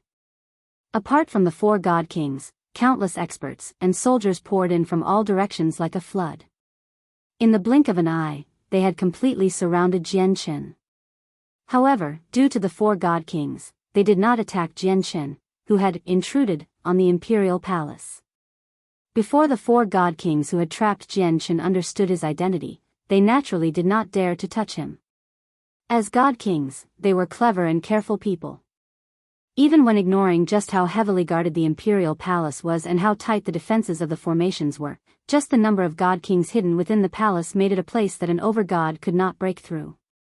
Yet, not only did this overgod make it past the Godkings and appeared in the palace silently, but even the numerous formations were rendered useless against him. Clearly, something was off. Greetings, Your Majesty. At this moment, all the guards in the surroundings called out. Jianchen gazed over and saw a dignified middle-aged man in dragon robes with a striking appearance. The man hovered in the air. He was the Emperor of the Xuandao Empire. Your Majesty. Jianchen became slightly suspicious. He quietly looked around. Even until now, he still had no idea where he had come to. Although he had guessed that he had come to an empire, he was unsure as to which empire. The Emperor hovered in the air and stared at Jianchen indifferently. He seemed to be studying him closely as if he wanted to understand Jianchen's ins and outs. Pervert, where do you think you're going? Die. Behind, the two women from the hot spring had finally caught up. They directly ran through the crowd with their swords that shone with laws as embarrassment filled their faces. They stabbed at Jianchen with their swords mercilessly. Jianchen sighed gently. At that moment, a rare sliver of innocence appeared on his face. He did not dodge the strikes from the two women at all, directly enduring it with his body. He was indeed very much innocent because he had been thrown in there by Fairy Hao Yu when he could not resist at all. He did not even possess the power to put up a struggle when Fairy Hao Yu's moonlight surrounded him, so he was thrown into the hot springs that the two women were in just like that. The God Kings of the Empire did not stop them. Two gods were unable to threaten an over-god's life. The four God Kings around Jianchen stared at him carefully. Once he moved, they would grab him without any hesitation. The outcome was clear. Even when the two women used their full strength, they failed to injure Jianchen at all. Jianchen used the toughness of his body to easily endure their attacks. What a tough body. The eyes of the Emperor and the four God Kings all narrowed as they felt surprised inside when they witnessed this. Clearly, the two women became stunned as well. Disbelief filled their faces. Soon afterwards, their faces paled, and they said, "Father, kill this person, please. If this person remains alive, we'll never be able to vent our hatred." "That's right. Father, kill this person, please. You can't let him leave alive." The two women pleaded as they stared at Jianchen with resentment. Their gazes filled with hatred basically made it evident that they wanted to skin Jianchen alive. "Princesses, I'm a victim too. With my strength, how would I be able to make it through such powerful formations? Someone else is behind all of this. I am willing to find the person behind this and have them give you an explanation," Jianchen said righteously with a serious expression. He felt extremely furious inside. He was seriously annoyed by Fairy Haoyu. When the princesses heard that there was someone else behind it all, their faces immediately sank. Just when they wanted to say something, the Emperor raised his hand to stop them. He said without leaving any room for disagreement, "Enough. We'll talk about this in the future. Xing'er, Lan'er, you go back first. Let's all disperse." The Emperor clearly directed his last sentence towards the guards in the surroundings. "Yes, Your Majesty." The many experts gathered in the surroundings all retreated. The four God Kings who had surrounded Jianchen naturally understood that the over-god before them possessed quite a great background, seeing how the Emperor did not plan on looking into the matter. They glanced at Jianchen deeply before disappearing silently. "Father, you have to help your daughters," the two women panicked, and their faces became filled with grievances. Naturally, they could tell that the Emperor did not plan on looking into the matter. The Emperor sighed secretly. He felt extremely helpless. He personally saw the senior that even his ancestor had to treat with the utmost respect throw Jianchen in there. Even if he wanted to follow through with the matter, he was not bold enough. At this moment, Jianchen's eyes narrowed. He stared at Fairy Haoyu, who made her way over from afar, and he said with an ugly expression, "Fairy Haoyu, you need to give me an explanation for this." Jianchen spoke boldly. He was very angry after Fairy Haoyu toyed with him. Unlike Jianchen, the two princesses of the empire both bowed politely, "Greetings to ancestor, greetings to senior." The Emperor's face immediately froze when he heard Jianchen's bold, disrespectful words. Even Tian Shuang's disciple, Man Yi, became stunned when he heard Jianchen's words. An over-god had actually spoken like this to a primordial realm expert, even saying that he wanted an explanation. They all doubted their ears at that moment. Tian Shuang's gaze turned cold and became rather sharp. Haoyu was the sister she admired and respected the most. She was even more protective of Haoyu than herself. Now that a mere over-god had actually spoken to her most respectable sister like that, she found it to be completely unforgivable. However, in the next moment, when she saw Fairy Haoyu's expression, she became slightly stunned. At that moment, she basically doubted whether the person before her was still her sister Haoyu or not. All she saw was Fairy Haoyu smiling faintly, taking pleasure in the misfortune of the over-god. She did not seem angered at all. "What explanation do you want?" Fairy Haoyu stared at Jianchen with a wide smile. She felt delighted for some reason when she saw just how helpless Jianchen was.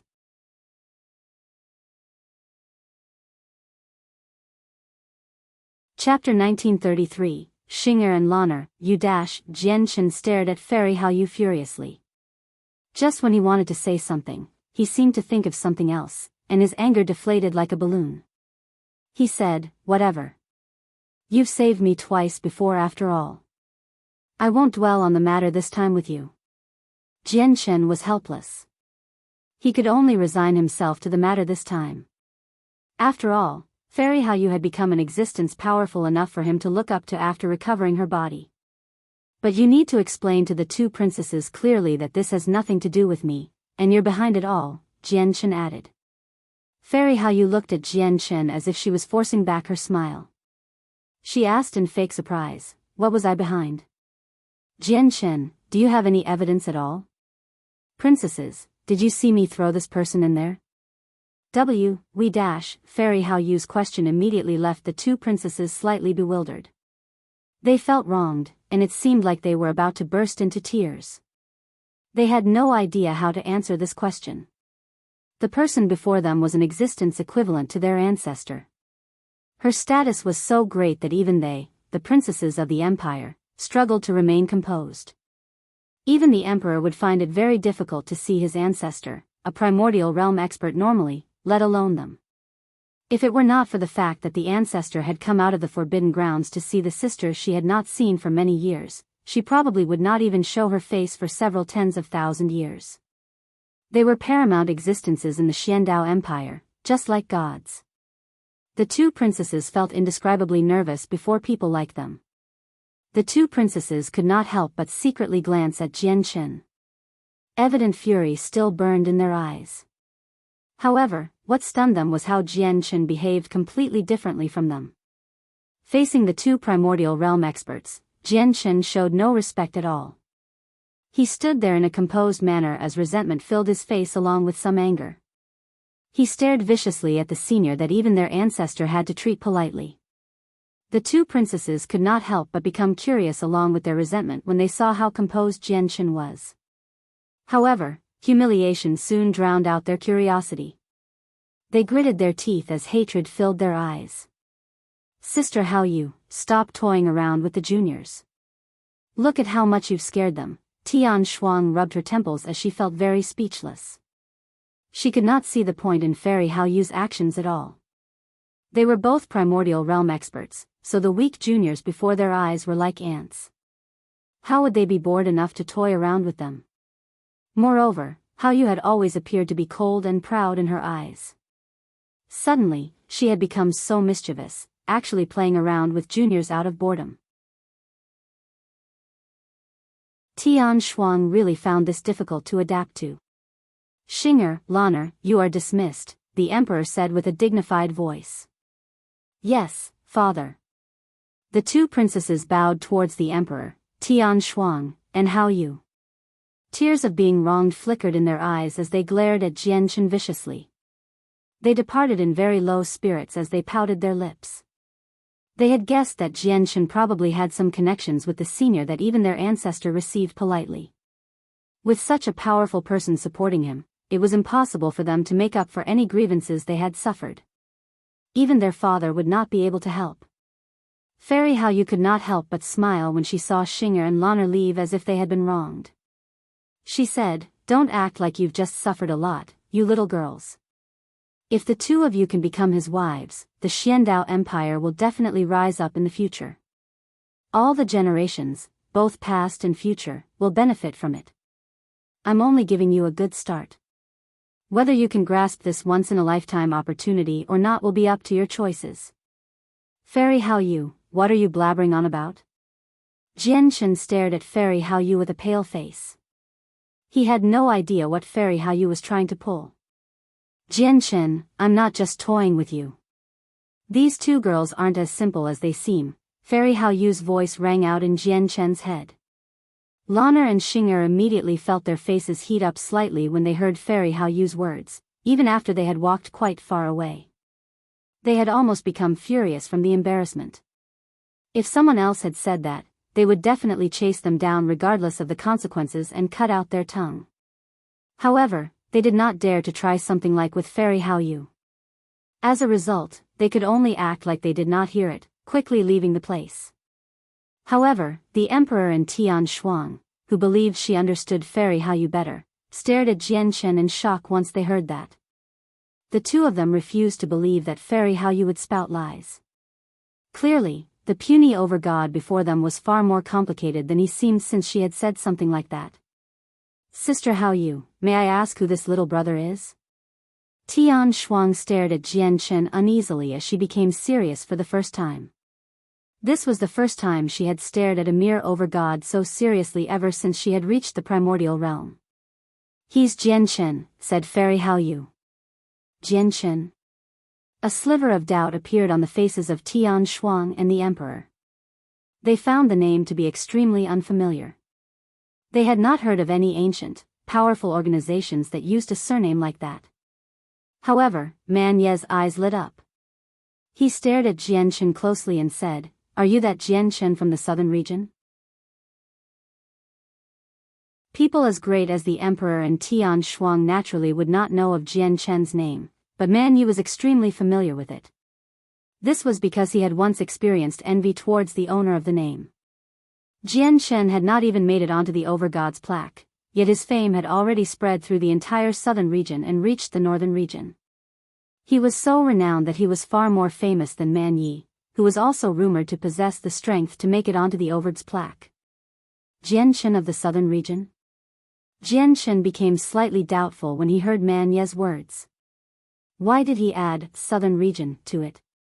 Was he no longer in the southern region? However, it clearly was not the time to consider this question. He clasped his fist and said, I am indeed Jian Chen. I just wonder if I am the same Jian Chen brother Man Ye speaks of. After all, there are many people that share the same names and surnames in the world. It is you. You're the same as in the rumors. Man Ye studied Jian Chen closely. Afterwards, he began to radiate with battle intent. He took a step forwards and stared at Jian Chen sharply. Jian Chen, I want to challenge you. Do not be rude. Tian Shuang said emotionlessly. She only cared about one thing right now, which was just what background Jian Chen possessed such that her sister Hao Yu would praise him so much. Man Ye's presence immediately froze up and deflated like a balloon, disappearing completely in a single instance. He said politely, Yes, Master. Fairy Hao Yu glanced towards the Imperial city and said to Jian Chen, that little whore is still there. Jian Chen, come with me. It's time to deal with her. With that, Fairy Hao Yu directly flew off. She did not move particularly quickly. Behind her, Jian Chen hesitated slightly before immediately following along as well. He arrived in the floating garden with Fairy Hao Yu. With a single glance, he saw Yaxi Lian, who dangled in the air. At the same time, he also saw the huge crowds gathered below. This sight immediately stunned Jian Chen. Fairy Hao Yu had actually left the commander of the 7th Army of the Empyrean Demon Cult, Yaxi Lian, dangling in the air naked so that countless people could admire her as they pleased. He did not dare to imagine just how great the commotion would be if the news made it back to the Empyrean Demon Cult and the divine kingdom of Pingtian where the war was happening.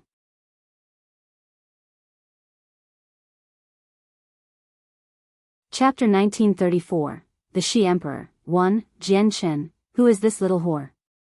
How'd you gain her attention? Fairy Hao Yu stared at Yaxi Lian as she spoke on the floating gardens above the platforms. She's the commander of the 7th Army from the Empyrean Demon Cult. Afterwards, Jian Chen told her the rough details of the war between the divine kingdom of Pingtian and the Empyrean Demon Cult. However, he hid the fact that a God King from the Daoist sect of Calm Clouds had ambushed him. I never thought she'd be a commander of the 9 armies of the Empyrean Demon Cult. This time, the Empyrean Demon Cult really has made some extremely big moves. They've split their 9 armies into 3 to attack the southern, northern, and western regions. It's such a big move that just the 3 vice leaders in the branch of the Cloud Plane definitely would not have been behind it. That is because if they don't control it well, the outcome will be extremely severe. Not a single one of the 3 vice leaders can afford to take the blame. This is probably related to the great elder of the Empyrean Demon Cult, Tian Shuang said sternly. Even someone as powerful as her became serious when the Empyrean Demon Cult was mentioned. Afterwards, Tian Shuang looked at Fairy Hao Yu and said sternly, Sister Hao Yu, listen to me. It's best if you don't take part in the matters regarding the Empyrean Demon Cult. Fairy Hao Yu glanced at Tian Shuang after hearing that. She said, Sister Tian Shuang, you should understand me. Do you think I'm a person who fears death? When I want to do something, no one can stop me. Not even my father. With that, Fairy Hao-yu looked at Jian-chen once again. She said, Jian-chen, the wounds that were on your body possess traces of laws on the level of Godkings, but it doesn't seem like they came from the little whore. It's not that I'm looking down on you, but with your current strength, that little whore can finish you off without the slightest effort, and you wouldn't be able to put up a fight at all. Yet, the wounds on you clearly came from a battle against a God King. Were there other God Kings from the Empyrean demon cult who fought against you? A vicious light flickered through Fairy Hao-yu's eyes, but no one sensed it. Jian-chen shook his head and said with a rather sunken face, it's not the Empyrean demon cult, but someone from my own side. However, I will personally settle this matter. Fairy Hao-yu did not delve into the matter, seeing how Jian-chen was unwilling to elaborate. She reached out with her hand, and Yaxi Lian, who was trapped in mid-air, immediately flew before her. She stared at Fairy Hao-yu in both humiliation and anger. With Yaxi Lian's status in the Empyrean demon cult, even the other 8 commanders had to treat her politely, yet she had been humiliated like this today. Even though she was a 9-tailed heavenly fox and naturally skilled in charm, she was not as sexual as other people described her to be. As a matter of fact, she had never shown herself to a single man before Jian-chen for cultivation. Even when she absorbed the vitality of some men, she would just plant her head against theirs. Only Jian-chen had been an exception due to the special characteristics of the energy within him. It was extremely powerful and filled with a power of destruction, so Yaxi Lian did not dare to devour it so easily. She could not find any other method, so she decided to absorb it through the method of balancing yin and yang. That was why she had revealed herself before Jian-chen. She wanted to control Jian-chen's mind using her natural charm as a 9-tailed heavenly fox so that she could get him to cooperate. As a result, although Yaxi Lian was a 9-tailed heavenly fox, she had always maintained her purity and was very proud. Yet now, Fairy Hao-yu had actually dangled her naked self in the middle of the air in public, allowing countless people to look and admire her body. It was impossible for her to endure something like that since she had never shown herself off to a man before Jian-chen. Everything that had happened today would definitely remain as a permanent stain to her name. However, Hao-yu was also a terrifying primordial realm expert, so even though she felt absolutely furious, she did not dare to say anything. She only stared at Fairy Hao-yu furiously. However, she had already buried this hatred deep within her heart. Fairy Hao-yu directly ignored Yaxi Lian's anger. She said to Jian-chen, how do you want this little whore to die? Sister Hao-yu, Tian Shuang hesitated as she became slightly worried. She really did not wish for Fairy Hao-yu to get involved with the grievances of the Empyrean demon cult. The Empyrean demon cult was simply too powerful. A single branch on the cloud plane had led to such a bloody storm. Even they, the empires, did not dare to wipe them out directly. They could only block them and protect their own territory. Even the organizations that stood at the apex of the cloud plane did not dare to do anything to the Empyrean demon cult. Jian-chen glanced at Tian Shuang and sank into his thoughts. He said after a while, Fairy Hao-yu, I want to keep her alive for now. The Empyrean demon cult is currently waging war against the divine kingdom of Pingtian. Keeping a commander as a hostage might be extremely useful to the situation. Fairy Hao-yu glanced at Jian-chen deeply and smiled slightly, all right then. Since you want to keep this little whore alive, I'll spare her. I've already sealed up her cultivation, so she can't use her strength as a god king at all. As a result, you don't need to worry about any threats from her. You can leave her by your side so that she can serve you in the next few days. You can enjoy this little bitch. Jian-chen let out a breath of relief when he heard Fairy Hao-yu's words. In reality, he did not wish to see Fairy Hao-yu fall out with the Empyrean demon cult because of him, as it would basically mean he doomed her. However, Fairy Hao-yu's words towards the end made Jian-chen speechless. He discovered that after Fairy Hao-yu had recovered her strength, she seemed to develop a hobby of toying around with people, making her seem completely different from her cold and stern past self. Tian Shuang also stared at Fairy Hao-yu strangely. If it were not for the fact that she had heard it herself, she would not believe her sister Hao-yu could actually say something like that. Jian Shen is actually able to converse with the primordial realm expert so casually. What is his background? The emperor stood to one side as he constantly guessed at Jian Shen's identity. He had already thought through all the peak organizations he knew on the cloud plane. Fairy Haoyu's previous words had been deeply embedded in his head. If roping in Jian Shen could really allow the Xuandao Empire to rise up, then he really would be interested in betrothing his two daughters to Jian Shen. Suddenly, the emperor's face changed.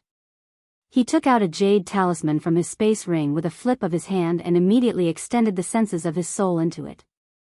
Afterwards, a sliver of helplessness appeared on his face. Ancestor, please, the emperor passed the talisman to Tian Shuang. Tian Shuang also extended the senses of her soul into the jade talisman after accepting it. She sighed gently after learning its contents. Who knows what this She-Emperor is doing now? Do what he asked for. We can't disobey him and disrespect him over something as small as this. Sister Tian Shuang, what is wrong? Fairy Haoyu asked curiously. It's a message from the She-Emperor of the She-Empire. The She-Emperor wants all the empires in the northern region to close off their regional teleportation formations. Sigh, ever since he became emperor, who knows how many times this has happened already. But every time he asks for us to close the teleportation formations, there will be deaths of expert from the Imperial family, personally slain by the She-Emperor. And there are plenty of primordial realm experts among them, Tian Shuang sighed gently. When she mentioned the She-Emperor, angst appeared in her eyes. What? This She-Emperor will even kill primordial realm experts of the Imperial family? Fairy Haoyu was slightly stunned. Exactly. Who knows what the She-Emperor is trying to do?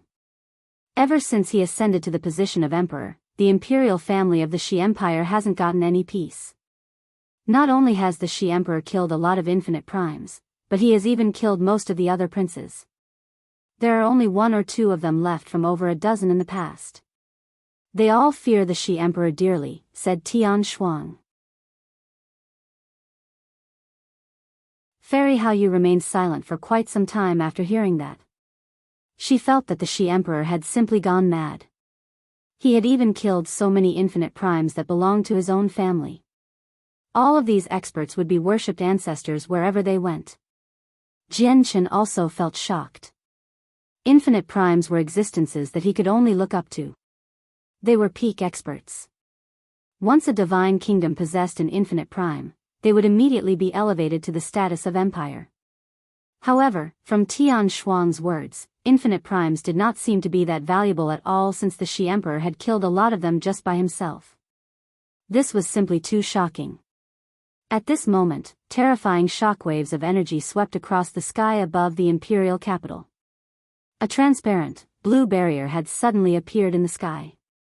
The barrier seemed thin, but the energy it contained was so terrifying that it shocked even Jian Shen. Tian Shuang stared at the energy barrier, and she became very stern. She said, "That's the heavenly disorder array at the capital. I never thought the She-Emperor would actually activate this formation. The She-Empire has sealed off the entire northern region now. No one can leave, and even teleportation formations are rendered useless, including the Disk of Heavenly Ways. Looks like the She-Emperor is moving against someone important." At this moment, the power of laws in the surroundings suddenly became chaotic. Deafening booms rang out from outer space, where the terrifying shockwaves of energy swept out like storms. It caused space to twist and shatter, creating great cracks. Jian Shen gazed over. In the distant outer space, he could vaguely see 2 bodies of light completely condensed from laws constantly collided with each other. Each collision would erupt with devastating might. It was truly startling. That's a battle between 2 chaotic primes. Fairy Haoyu also stared at the sky as she said nonchalantly.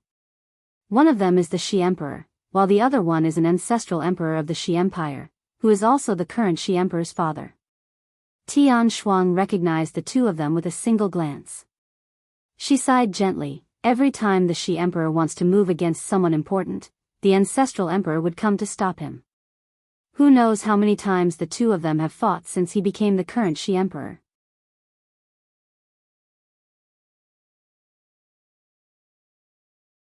Chapter 1935, The Shi Emperor, 2. Then why is the Shi Emperor moving against his own people, even going as far as fighting the ancestral emperor? Moreover, he's killing infinite primes. Can he really go as far as killing them? Isn't he worried that the Shi Empire will become greatly weakened? Fairy Hayu asked out of curiosity. Tian Shuang sighed gently. It's not just greatly weakening. The Shi Emperor has already fractured the current Shi Empire. He has killed many of the infinite primes in the Imperial family. They'll probably struggle to recover without a few 100,000 years. But the Shi Emperor sure is vicious. Not only are there people who had joined the Shi Empire among the infinite primes he killed, but there are also older family members and his own brothers and sisters. Without a single exception, all of them are dead. However, this Shi Emperor is extremely impressive. Soon after he became emperor, he became a chaotic prime. As a result, even though the empire has lost many infinite primes, the Shi Empire's overall strength hasn't decreased at all with the Shi Emperor's breakthrough. Tian Shuang hesitated after reaching there before continuing. I think the reason why the Shi Emperor is acting like a madman, turning on his own primordial realm experts, is because of what happened over 2,000 years ago when the previous Shi Emperor abdicated.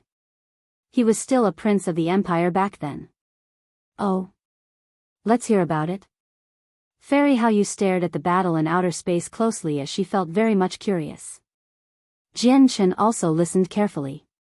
He also felt extremely curious about the reason why the Shi Emperor acted like a madman and killed so many of his own infinite primes, even going as far as fighting his father.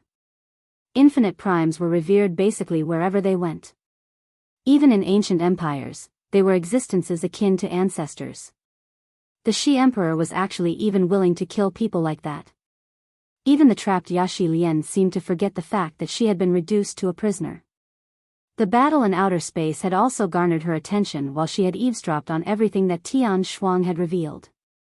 After a moment of silence, Tian Shuang said, in the past, when the current Shi Emperor was still a prince, he possessed extraordinary talent. He shone the brightest among all the princes of the Shi Empire, overshadowing them all. Even the old emperor paid special attention to him. Naturally, the Shi Emperor was the person who was the most likely to succeed as emperor. In any empire, there is always a fierce struggle amongst the princes to become emperor. The glory of the Shi Emperor naturally attracted the envy of the other princes. He became the greatest obstacle to many of the princes who wanted to become emperor. As a result, all the princes in the Shi Empire treated him as a thorn in their side. They all wanted to eliminate him. However, in all those years, the Shi Emperor never focused on the position of emperor. He thought of it as nothing, showing no intention to take part in the struggle for it. As a result, the princes never moved against the Shi Emperor. Several thousand years ago, the old emperor became an chaotic prime and was about to abdicate. However, he wanted the current Shi Emperor to take up the position, which naturally resulted in the displeasure of all the princes who wanted to become emperor. As a result, the princes all moved against him secretly to eliminate him. Tian Shuang's expression changed slightly when she reached this point. As she stared at the Shi Emperor, who fought against the ancestral emperor in outer space, a sliver of sympathy and understanding appeared in her eyes. She continued, the matter that created the greatest stir was when the Shi Emperor and his wife visited his wife's home, and they faced the pursuit of the many princes. The current Shi Emperor had never shown any interest in the position of emperor, so he never bothered to rope in any authoritative members of the upper echelon, while the other princes had all been raising their own factions. They were either supported by senior members of the Imperial family or infinite prime subjects. As a result, when they hunted down the Shi Emperor, the people who supported them obviously took part as well.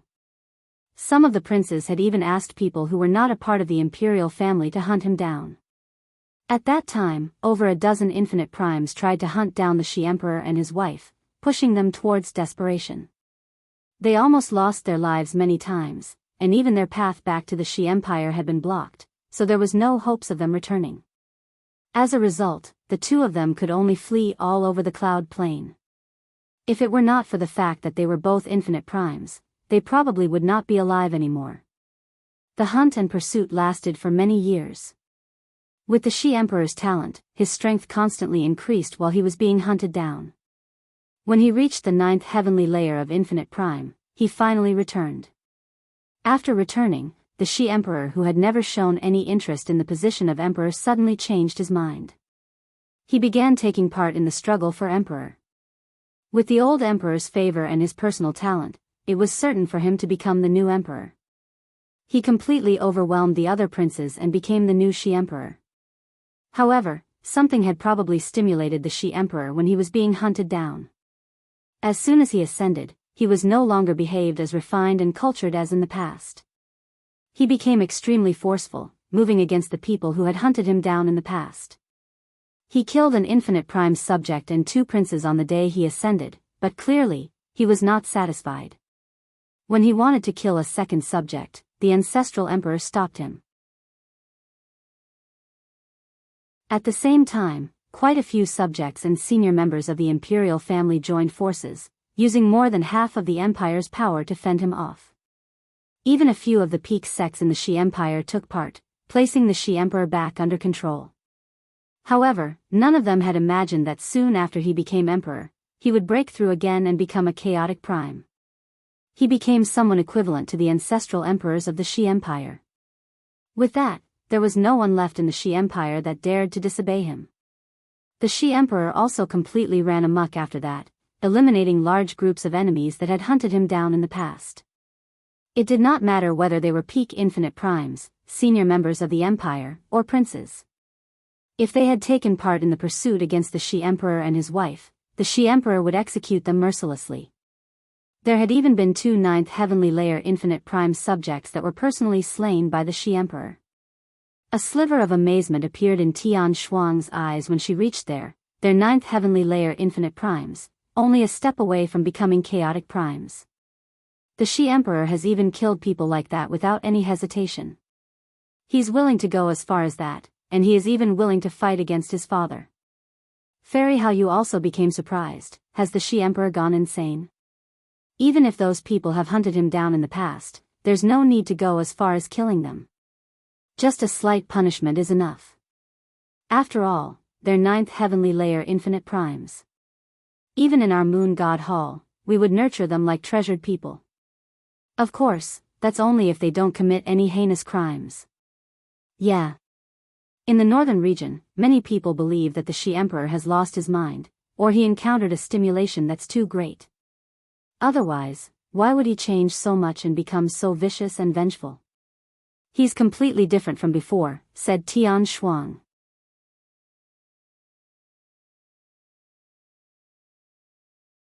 Chapter 1936. Trapped in the northern region, princes turning on one another during the struggle for the position of emperor is commonplace. But once a prince becomes an emperor, they'll always try to look at the bigger picture in an attempt to maintain the strength of the empire. They'll let go of some past grievances, dish out some light punishments, or exile them to some remote lands of the empire. However, it sure is the first time for me to see something like the Shi Emperor hunting down every single one of them, unwilling to let any of them go, said Fairy Hao Yu. Whatever. That's the matters of the Shi Empire. It has got nothing to do with our Xuandao Empire. Fortunately, we turned down the princes who had come to our Xuandao Empire to ask us to take part in the hunt. Otherwise, the Shi Emperor would never let us go, Tian Shuang said with some lingering fear. She felt extremely fortunate. Even she feared the current Shi Emperor somewhat. Enough. Shi Ziyun, when are you going to stop this madness? Are you only going to be satisfied if you watch the Shi Empire crumble in your hands? At this moment, a thunderous voice boomed out in the sky.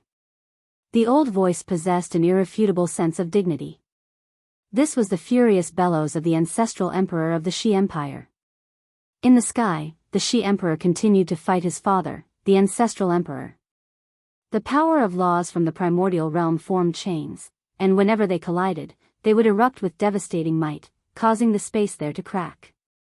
Father, I've sworn in the past that I will reduce anyone who took part, regardless of who they are, to dust. I will not spare any of them, and I will not show any mercy. Father, if you want to obstruct my revenge, I'll sever our relationship today and leave the Shi Empire. I'll have nothing to do with the Shi Empire from today onwards. And I will still kill those people. If the Shi Empire tries to stop me, I will become enemies with the Shi Empire. Another dignified voice boomed out, ringing through outer space with the powerful laws of the primordial realm. This was the Shi Emperor's voice. It was dignified and filled with power. The voice also contained furious resentment and an extremely sturdy resolve. Why, you? Ziyun, how can you say something like that? Do you want to be the death of your father?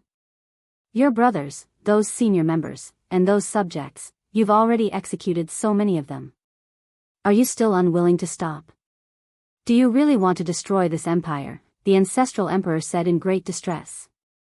Karma in the past will be resolved today. Wasn't this all caused by how you just abdicated and stopped caring? If you stood forward and stopped this in the past, why would all this happen today? Father, it doesn't matter what you say now, the Shi Emperor said coldly. He was extremely determined. Below, Tian Shuang became stunned as she stood on the floating gardens.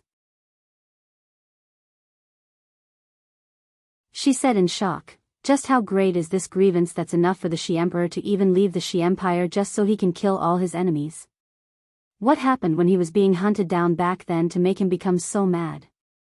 Finally, the battle between the Shi Emperor and the ancestral emperor came to an end after several hours, leaving the matter unsettled. They were father and son. As a result, although their battle seemed intense, it was nothing of that sort. It was naturally impossible for them to harm each other. The battle between chaotic primes in outer space came to an end, but Jian Shen continued to stare up. He was unable to calm down even after quite a while. The tremendous power of laws that had been invoked during the battle between the two chaotic primes interwove and radiated with devastating might. It had created a deep impression in Jian Shen's heart. Jian Shen had never witnessed such a shocking battle. Only after seeing the battle between two chaotic primes did he truly understand devastating. That was truly worthy of being labeled as devastating. Space had ripped several times because of their battle. If it were not for the fact that they were far enough away from the cloud plane, Jian Shen even suspected the northern region would crack from their battle. Jian Shen finally returned to his senses after who knows how long. He looked around and discovered that Fairy Hao Yu and Tian Shuang had already sat down, eating their spiritual fruits leisurely. The various changes in the situation permanently ended the competition on the several dozen platforms below. The host for the competition spoke to the Divine King, then announced that the competition would continue some other day. Jian Shen glanced past Yaxi Lian subconsciously and immediately thought of something. His face changed all of a sudden, and he looked at Fairy Hao Yu. Fairy Hao Yu, the Shi Emperor's formation has sealed up the northern region and all the teleportation formations are down as well. Doesn't that mean that I can't return to the southern region anymore?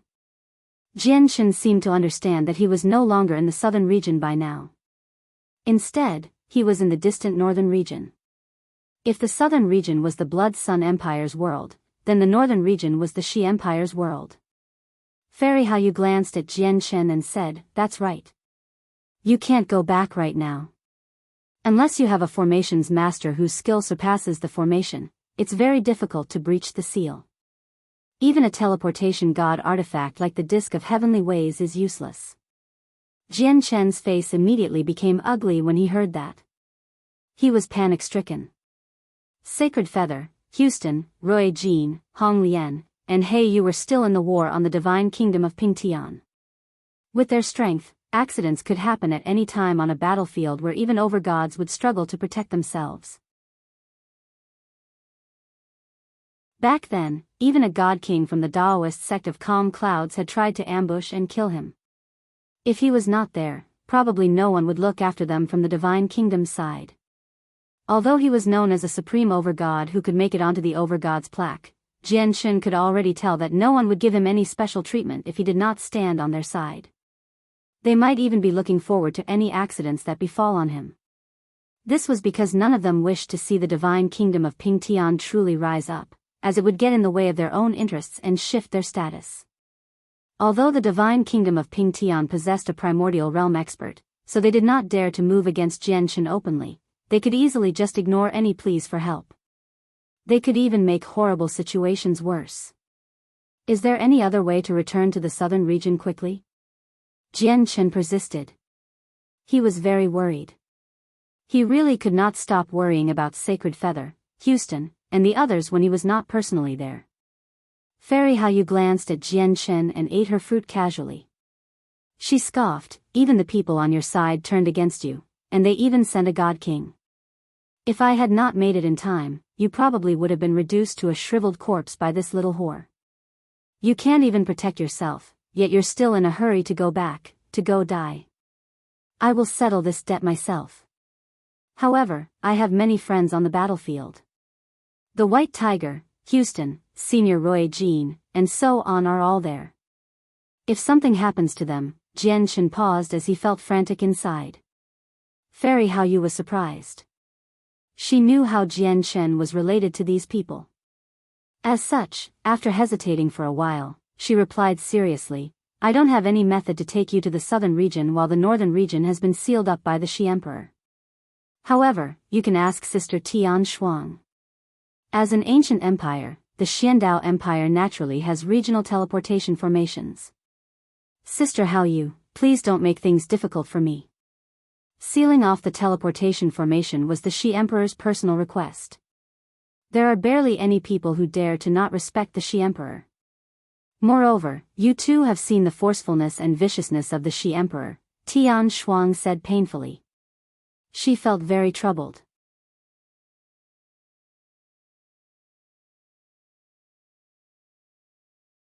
Chapter 1937, The Godsfallen Clan, Senior Tian Shuang. Do you know any other way to leave the northern region? Is there no place that the Shi Emperor has missed when he sealed up the region? Jian Chen asked. He had no idea how long the seal over the northern region would last. He really did not want to stay here for too long, as he was afraid that something would happen to Sacred Feather and the others. It's not exactly impossible, Tian Shuang sank into her thoughts, and she became somewhat serious. She said, the Shi Emperor has indeed sealed off the northern region, but there are a few special places that are unaffected. The Godsfallen clan is one of them. The Godsfallen clan? Fairy Haoyu murmured softly as she became doubtful. She had stayed in the northern region for some time, so she basically understood all the organizations in the northern region. However, this was the first time she had heard of the Godsfallen clan. The expression of the emperor who stood to one side changed when he heard Tian Shuang mention the Godsfallen clan. Deep angst and dread appeared in his eyes. The Godsfallen clan was an existence their Xuandao empire could only look up to. They were so great that they stood at the very apex of the cloud plain. Even just learning the name of the clan required a certain amount of strength. Even the emperor had only learnt about it after ascending. Tian Shuang explained, the Godsfallen clan possesses an extremely great status in the northern region. They're one of the organizations that stand at the very peak of the cloud plain. Only they can help you now. Jian Chen's heart sank with that. He was depressed. Since the Godsfallen clan was so powerful, there was no reason for them to help him with his current status. Suddenly, Jian Chen thought of an idea. A figure he had not seen in quite a while suddenly appeared in his head. He immediately looked at Tian Shuang with shining eyes and said, Senior Tian Shuang, do you know about the Tong family? The Tong family? You actually know about the Tong family? Tian Shuang stared at Jian Chen in surprise. She felt taken aback. Of course I know about the Tong family, but they're not in the northern region. They're in the central region. Sister Tian Shuang, tell me the location of the Godsfallen clan, Fairy Haoyu said at this moment. Sister Haoyu, surely you aren't going to pay a personal visit to the Godsfallen clan for him? Tian Shuang stared at Haoyu in shock. She discovered that her sister Haoyu treated Jian Chen like he was extremely special. Fairy Haoyu had been by Jian Chen's side along the way. She understood just how important Sacred Feather, Houston, and the others were to Jian Chen. As a result, Tian Shuang felt powerless under Fairy Haoyu's insistence. She could only tell her the Godsfallen clan's location. Sigh. Sister Haoyu, since you're going to the Godsfallen clan, I can only come with you as well. In the end, Tian Shuang also went with Fairy Haoyu. The three of them immediately left the Xuandao Empire while Yaxi Lian was also brought along in the Bright Moon Divine Hall. The emperor stood in the floating garden as he stared deeply at Jian Chen as the latter traveled away. The light in his eyes flickered as he seemed uncertain. Fairy Haoyu's previous words continued to ring through his head. Even Fairy Haoyu herself had no idea just how great of an impact her previous words had on the emperor. The emperor firmly remembered all of it. Fairy Haoyu had carried Jian Chen along. The speed of a primordial realm expert was truly unbelievable. The linear lightning release that Jian Chen took pride in was like a snail's pace before the speed at which the two infinite primes traveled at. Gentle moonlight surrounded Jian Chen. He felt like the world flashed by him as if he was teleporting around as he looked through the moonlight. It was unbelievably fast. Fairy Haoyu only needed to take a step, and the distance she traveled would take him a day to cover. Before long, the three of them stopped. They had arrived at an ancient mountain range that was extremely abundant in origin energy. The surroundings were remote, without a single person to be seen in a range of 1,000 kilometers. There were only the calls of birds and beasts running among the mountains. Tian Shuang glanced across the empty space. The powerful senses of the soul that belonged to a primordial realm expert directly expanded and fused with the space there, causing it to distort slightly. Very soon, the space cracked open and rapidly turned into a gate of light. A hunchbacked old man walked out, and he said with his old voice, "State your identities." Tian Shuang of the Xuandao Empire has come to visit your esteemed clan. Tian Shuang clasped her hand at the gate of light. "Please wait. I'll pass this up right this moment." The old man directly disappeared back into the gate of light. Jian Chen felt extremely shocked as he stared at the gate of light. The Godsfallen clan had actually carved out a region of space as land for their clan. This was the Saints' world. Space was extremely tough here, so carving out a region of space under these circumstances was unimaginably difficult. That alone was enough to show just how powerful the Godsfallen clan was.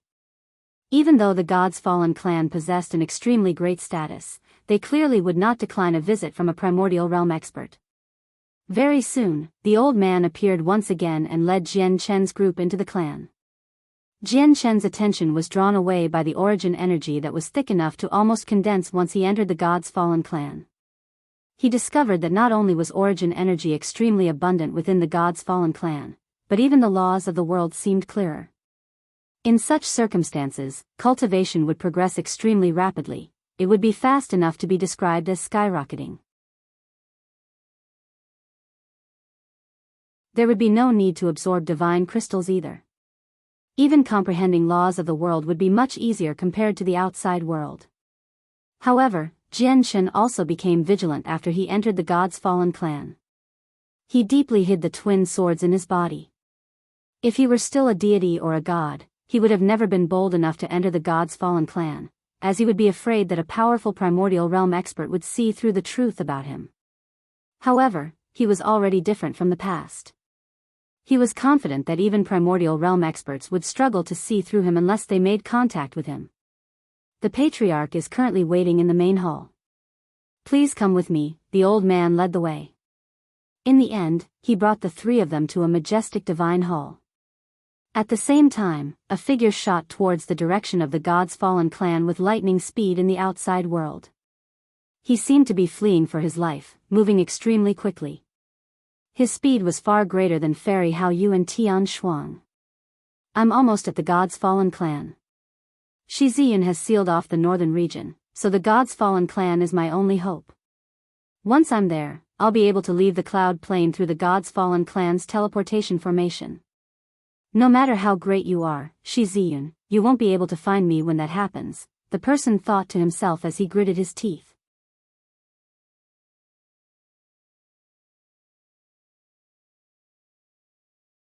Chapter 1938, Imperial Protector of the Shi Empire, Shi Ziyun, do you think you can act as you wish in the northern region after you've become a chaotic prime? That's only limited to the Shi Empire. The Godsfallen clan is a place where even you won't dare to make trouble. Not to mention that you were once unsociable, so you lack connections. You've never visited the Godsfallen clan before, so you have no connections to them at all. On the other hand, for all the time I've spent as an Imperial protector of the Shi Empire, I haven't been as wasteful as you. I've already befriended several elders in the Godsfallen clan, and I showed kindness to the current patriarch before he took the position.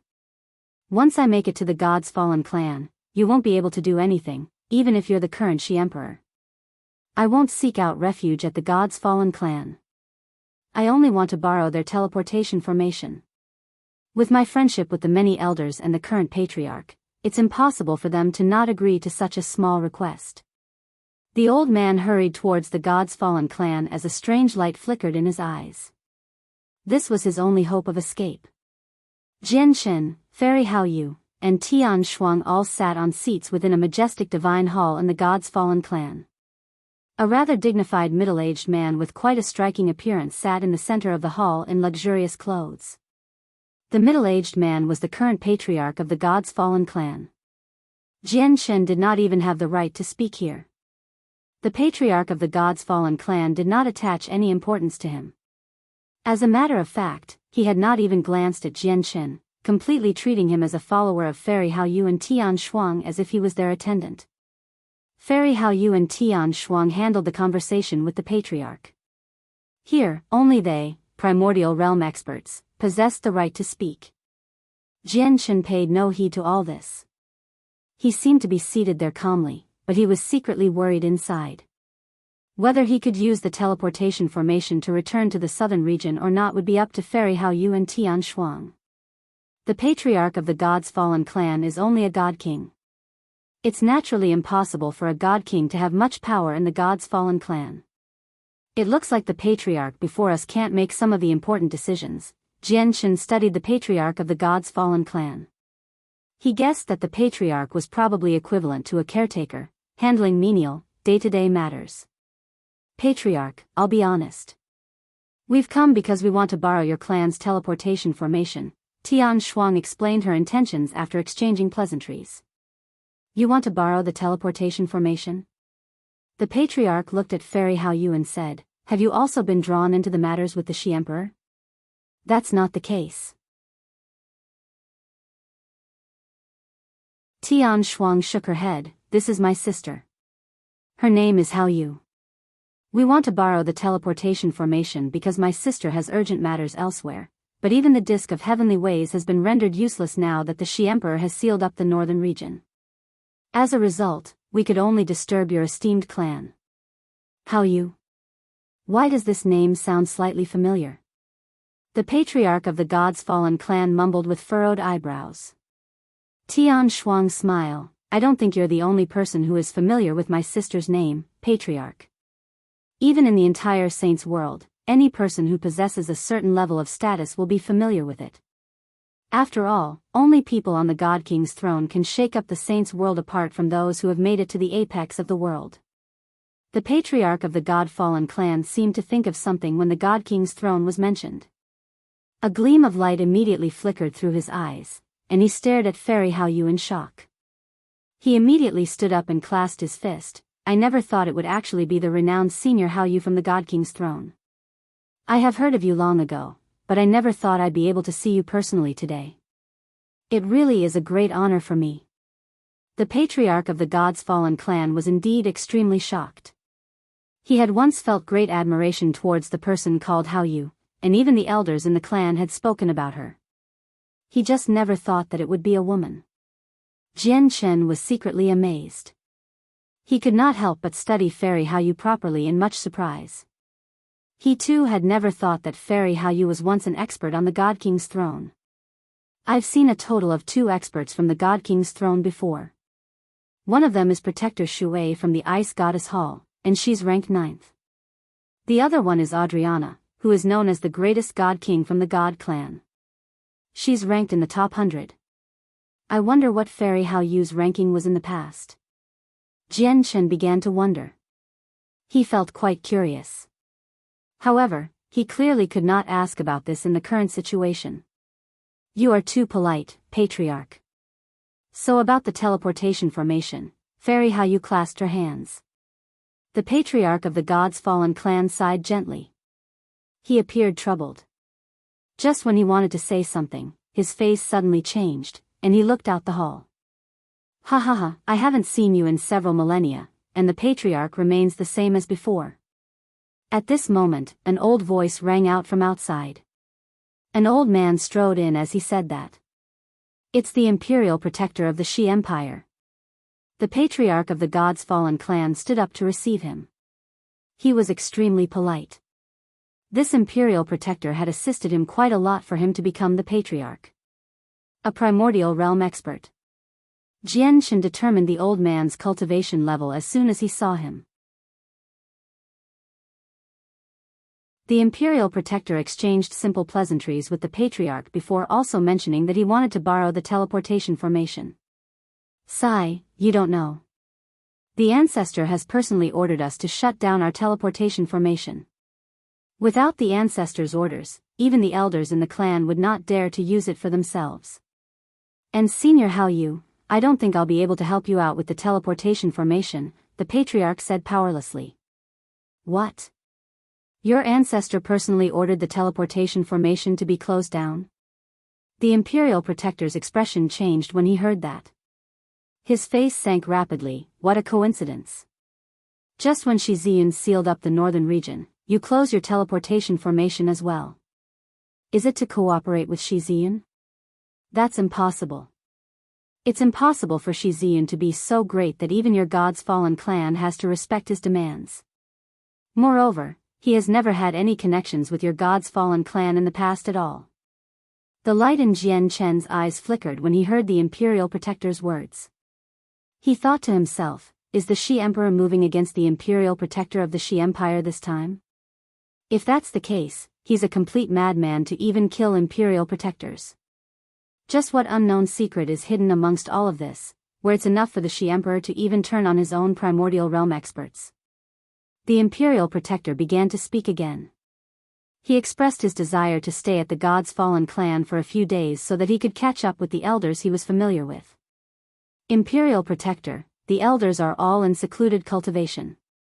Moreover, I've received orders from a great elder that our Godsfallen clan is currently undergoing some reorganization, so we aren't able to receive any guests, the patriarch of the Godsfallen clan said reluctantly. Even though he spoke extremely mildly, he still expressed that the Imperial protector should leave. The Imperial protector's face darkened. He left the Godsfallen clan in a hurry. He could not insist on staying shamelessly after the Godsfallen clan had asked him to leave. Let's go as well. Seeing how the teleportation formation of the Godsfallen clan was closed, Fairy Hao Yu also left the clan helplessly with Jian Shen and Tian Shuang. After leaving the Godsfallen clan, the three of them appeared in the ancient mountain range once again. The Imperial protector did not leave. He also stood nearby, except his face was extremely ugly. Before him stood a white figure. Extremely powerful laws of the primordial realm had condensed in the space around him, revolving around his body. It gave off a devastating might that caused space to twist and the surroundings to shake. Time and space seemed to fall into a disorder around him. The power of laws concealed his appearance. Only his white clothes were vaguely visible, while his face was completely hidden. An extremely dense pressure radiated from his body. He seemed like the Emperor of Heaven, where his pressure could annihilate the surroundings just by him standing there. The Shi Emperor. Tian Shuang cried out as she stared at the white figure in shock. Fairy Hao Yu and Jian Chen both stared at him. Shi Ziyun, do you know how many meritorious contributions I've made to the Empire as an Imperial protector? Are you really going to execute me? The Imperial protector's face became extremely sunken as he stared at the Shi Emperor firmly.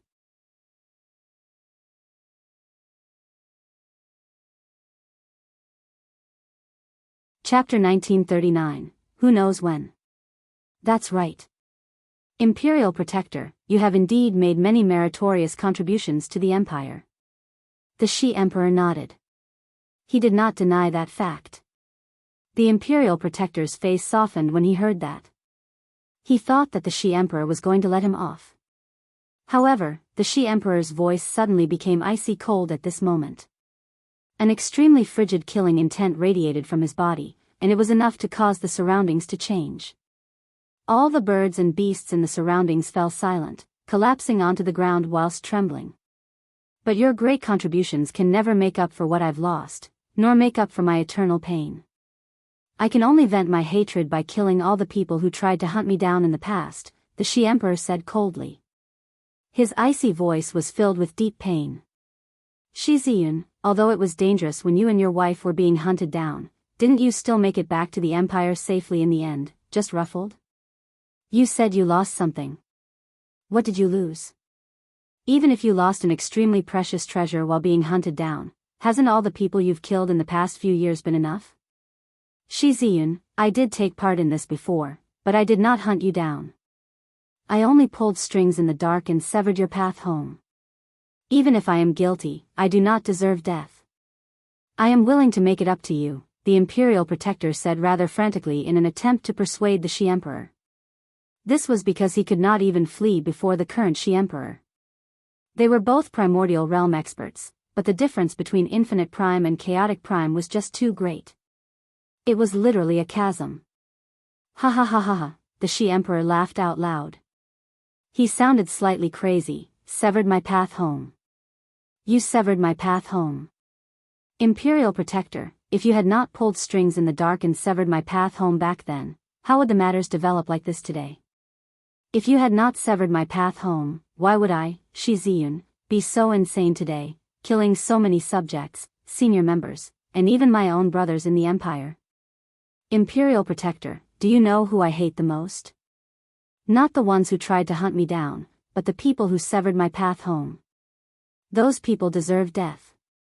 When he said that last sentence, the Shi Emperor's voice became extremely cold. He had basically forced those words out through gritted teeth. Immediately, he could no longer resist the fury within him, and he sent his hand flying towards the Imperial Protector. This was the Shi Emperor's furious strike. It possessed the cultivation of a chaotic prime. From this strike, the world fell silent, origin energy stopped flowing, the laws of the world were disturbed, and even space trembled violently, almost collapsing. The strike was extremely great, truly enough to destroy worlds. If it were not for the fact that the Shi Emperor had purposefully suppressed it, the terrifying energy would have been enough to destroy the entire region before the attack had even struck. Obviously, the Imperial Protector would not just wait there for his death. He bellowed out, and a set of God artifact armor appeared on his body, radiating with terrifying pulses of energy. At the same time, a golden and violet duster appeared in his hand. Frightening energy erupted from it like a volcano as he tried to receive the Shi Emperor's strike with his full strength. The Imperial Protector was extremely powerful. When he struck out, he erupted with devastating might. If it were not for the fact that layers of defensive formations from the Godsfallen clan protected the surroundings, probably the entire mountain range would have been demolished because of the strike. After all, he was not as powerful as the Shi Emperor. When the Shi Emperor struck out, he possessed great control over his own energy, and he was able to target his enemies while keeping the surroundings intact. However, when the Imperial Protector struck out, he did not even try to control his strength. He used everything he had right from the get-go. The difference between their strength was simply too great. The Shi Emperor knocked away the Imperial Protector's duster with the strike, and then his hand heavily landed on the Imperial Protector's God artifact armor. The armor was a God artifact. However, its glow immediately dimmed, and the Imperial Protector opened his mouth and spat out blood. His face paled. Tell me. Aside from the people I've killed already, who else was involved in the matter in the past? The Shi Emperor stared at the Imperial Protector coldly. Powerful killing intent engulfed the Imperial Protector, showing him no mercy at all. In the past, he had been pushed to the end of his rope. He fled across the entire cloud plain, and he did not even know who many of the people who pursued him were. Although he managed to find out about a few of them and eliminated them mercilessly, there were still a few people who hid very well.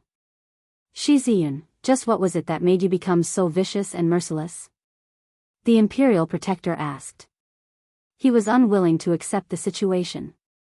No matter how he tried, he was unable to connect the Shi Ziyun before him to the indifferent Prince Ziyun who never desired fame or to better other people. Since you won't speak, I'll show you what being merciless means. I have my ways of making you speak once I get back to the palace.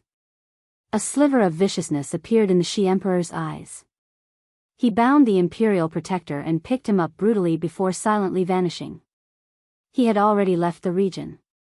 Is this in chaotic prime? They're actually so frightening. Jian Shen did not return to his senses after the Shi Emperor left. He stared at where the Shi Emperor stood before in a daze. This was the first time he had been so close to a chaotic prime, so the shock he felt was greater than anything in the past.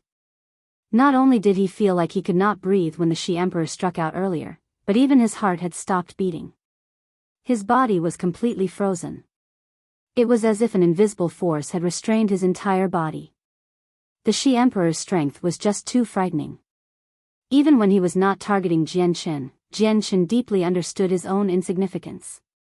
I never thought the Shi Emperor would move against an Imperial protector of the Shi Empire this time. Sigh, that Imperial protector was an important subject to the Shi Empire. I wondered just what the Shi Emperor lost when he was being hunted down that made him become so mad that he would even kill Imperial protectors, Tian Shuang said sternly. That's the problem of the Shi Empire. It has nothing to do with us. Let's go, said Fairy Haoyu. With a wave of her hand, moonlight surrounded Jian Shen again, and she took him away. Before long, Jian Shen had returned to the Xuandao Empire. Due to his connection with Fairy Haoyu, he possessed a rather special status in the empire. The emperor had personally granted him a hall for him to stay in. Jian Shen settled down in the imperial palace temporarily, but he could not relax at all.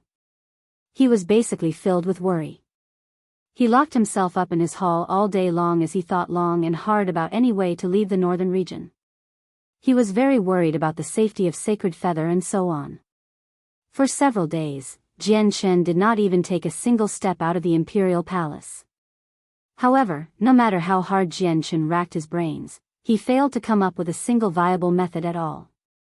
The end conclusion was that unless the Shi Emperor removed the seal over the northern region, he was unable to leave at all. Jian Shen had mentioned finding the Shi Emperor, but as soon as he said it, Tian Shuang shut him down, as the chances of that happening was even less significant than using the Godsfallen clan's teleportation formation. Just as Jian Shen was in a state of complete unease, Fairy Haoyu visited his residence. She also sighed gently when she saw the worry on his face. It's all because of me. I shouldn't have brought you to the northern region. Fairy Haoyu, you can't put it like that. If it were not for you, who knows if I'd still be alive right now. I can only hope that the Shi Emperor removes the seal over the northern region as soon as possible, said Jian Shen. The Shi Emperor will probably keep up the seal for a while longer. I've just received the news that the Shi Emperor has already gone to one of the peak sects of the Shi Empire, the Heaven-Cracking sect. He asked them to hand over 2 of their great elders. The Heaven-Cracking sect is one of the 4 great organizations in the Shi Empire. The great elders there are all infinite primes. Moreover, they have an even more powerful ancestor. The entire sect only has 3 great elders. The Heaven-Cracking sect will naturally refuse to hand over 2 of the 3, so they've already locked down the sect. They're currently locked in a stalemate. Even the ancestor of the sect has come out to plead for mercy, but the Shi Emperor refuses to budge. There probably won't be a conclusion in the near future, said Fairy Haoyu. Jian Shen groaned greatly. The Heaven-Cracking sect was a peak organization in an eternal empire, so they must have been more powerful than the Xuandao Empire. Even the Xuandao Empire had teleportation formations across regions, so it was impossible for the Heaven-Cracking sect to not have one. However, if the situation continued like this, the Shi Emperor would basically maintain the seal over the northern region to prevent the 2 great elders from escaping. So when would he be free to leave? Jian Shen immediately felt a headache. He was distressed.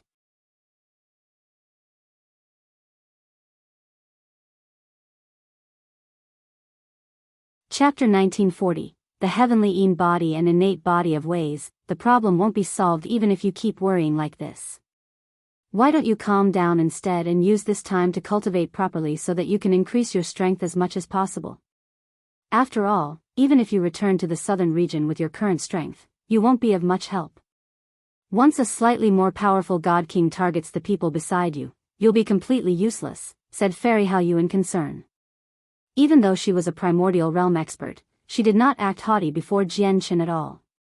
Don't you have the God King level plant cores and monster cores on you? I can refine away the poison in there. If you absorb the energy from them, they should be able to increase your strength by quite a lot. Naturally, Jian Chen did not hesitate at all. He immediately took out the God King level plant cores and monster cores from his space ring, passing them all to Fairy Hao. These 2 space rings came from that little whore. Now that she's a hostage, these items belong to you. Fairy Hao passed 2 space rings to Jian Chen. Jian Chen glanced past the 2 space ring. In the end, he only took one of them and said, "This one belonged to the God King I killed, so it's my spoils from that battle. Yaxi Lian's space ring should go to you. You should be in greater need of wealth to recover your cultivation." Fairy Hao smiled. The plane where the Moon God Hall is located is extremely distant from the Cloud Plane. I basically have to cross most of the Saints' world to get there. It's impossible to cover all the divine crystals I need for this journey with the measly wealth of a God King, so you should keep this space ring instead. A God King's wealth is nothing to me. Moreover, do you really think that I've come to the Xuandao Empire to play? I've come here only because of Sister Tian Shuang's request. I am helping her deal with one of their enemies. Once the matter has been completed, they will give me enough 5-colored divine crystals. Fairy Hao glanced at Jian Chen deeply after reaching there before saying, "So I'll be leaving the Cloud Plains soon. The enemy should be very powerful, right?" Seeing how even the Xuandao Empire can't deal with them, Jian Chen asked. Fairy Hao did not give him a direct answer. Peak infinite primes aren't really weak. Even though there's more than one primordial realm expert in the Xuandao Empire, dealing with an enemy like that will result in great losses or even unendurable prices. Afterwards, Fairy Hao stood up and made her way out. She said at the same time, "I'll go refine the poison in the cores. You shouldn't spend every day in the Imperial Palace. This is the Imperial capital of the Xuandao Empire. It's extremely busy and many items that are rare in the divine kingdom of Pingtian are extremely common here. Go out and have a look. You might benefit unknowingly." Right when she left the hall, Fairy Hao seemed to think of something. She stopped and turned around to speak in a playful tone. "Oh right, do you remember those 2 princesses from last time? Their constitutions are extremely special. One of them possesses the rare heavenly Yin body, while the other possesses the innate body of ways. If they successfully mature, their futures will be unlimited. If you can cultivate with them, you'll also benefit greatly, where your cultivation will skyrocket. Why don't you think about it? If you agree, I can be the matchmaker and request the Emperor to engage them to you." Jian Chen smiled bitterly. "Fairy Hao, you can't mess around with this. I don't have any of those intentions towards those 2 princesses at all. Even though their constitutions are special, I don't necessarily have to rely on them to reach the peak of my cultivation path." Fairy Hao blinked and smiled. "Think over it carefully. No ordinary people can tell their constitution. Even my sister Tian Shuang hasn't sensed it. If you go for it now, there'll be a very large chance of success. I can persuade the Emperor. If you keep tarrying and a chaotic prime discovers how special those 2 sisters are, you'll be out of luck." With that, Fairy Hao disappeared outside the hall. Jian Chen was left speechless in the luxurious hall. He casually rummaged through Yaxi Lian and the God King from the Daoist sect of Calm Cloud space rings, and his eyes immediately lit up. After hesitating slightly, he left the Imperial Palace with the 2 space rings. Fairy Hao was right. If he continued to worry like this, it was useless as long as the northern region remained sealed. He could use this time to do something useful instead. As my strength increases, the startling rainbow sword is slowly becoming not enough. If I can find a supreme quality saint artifact that suits me, it would be time to switch over. Also, the Tian Yuan clan should soon gain even more overgods, so I should prepare some high-quality saint artifacts beforehand.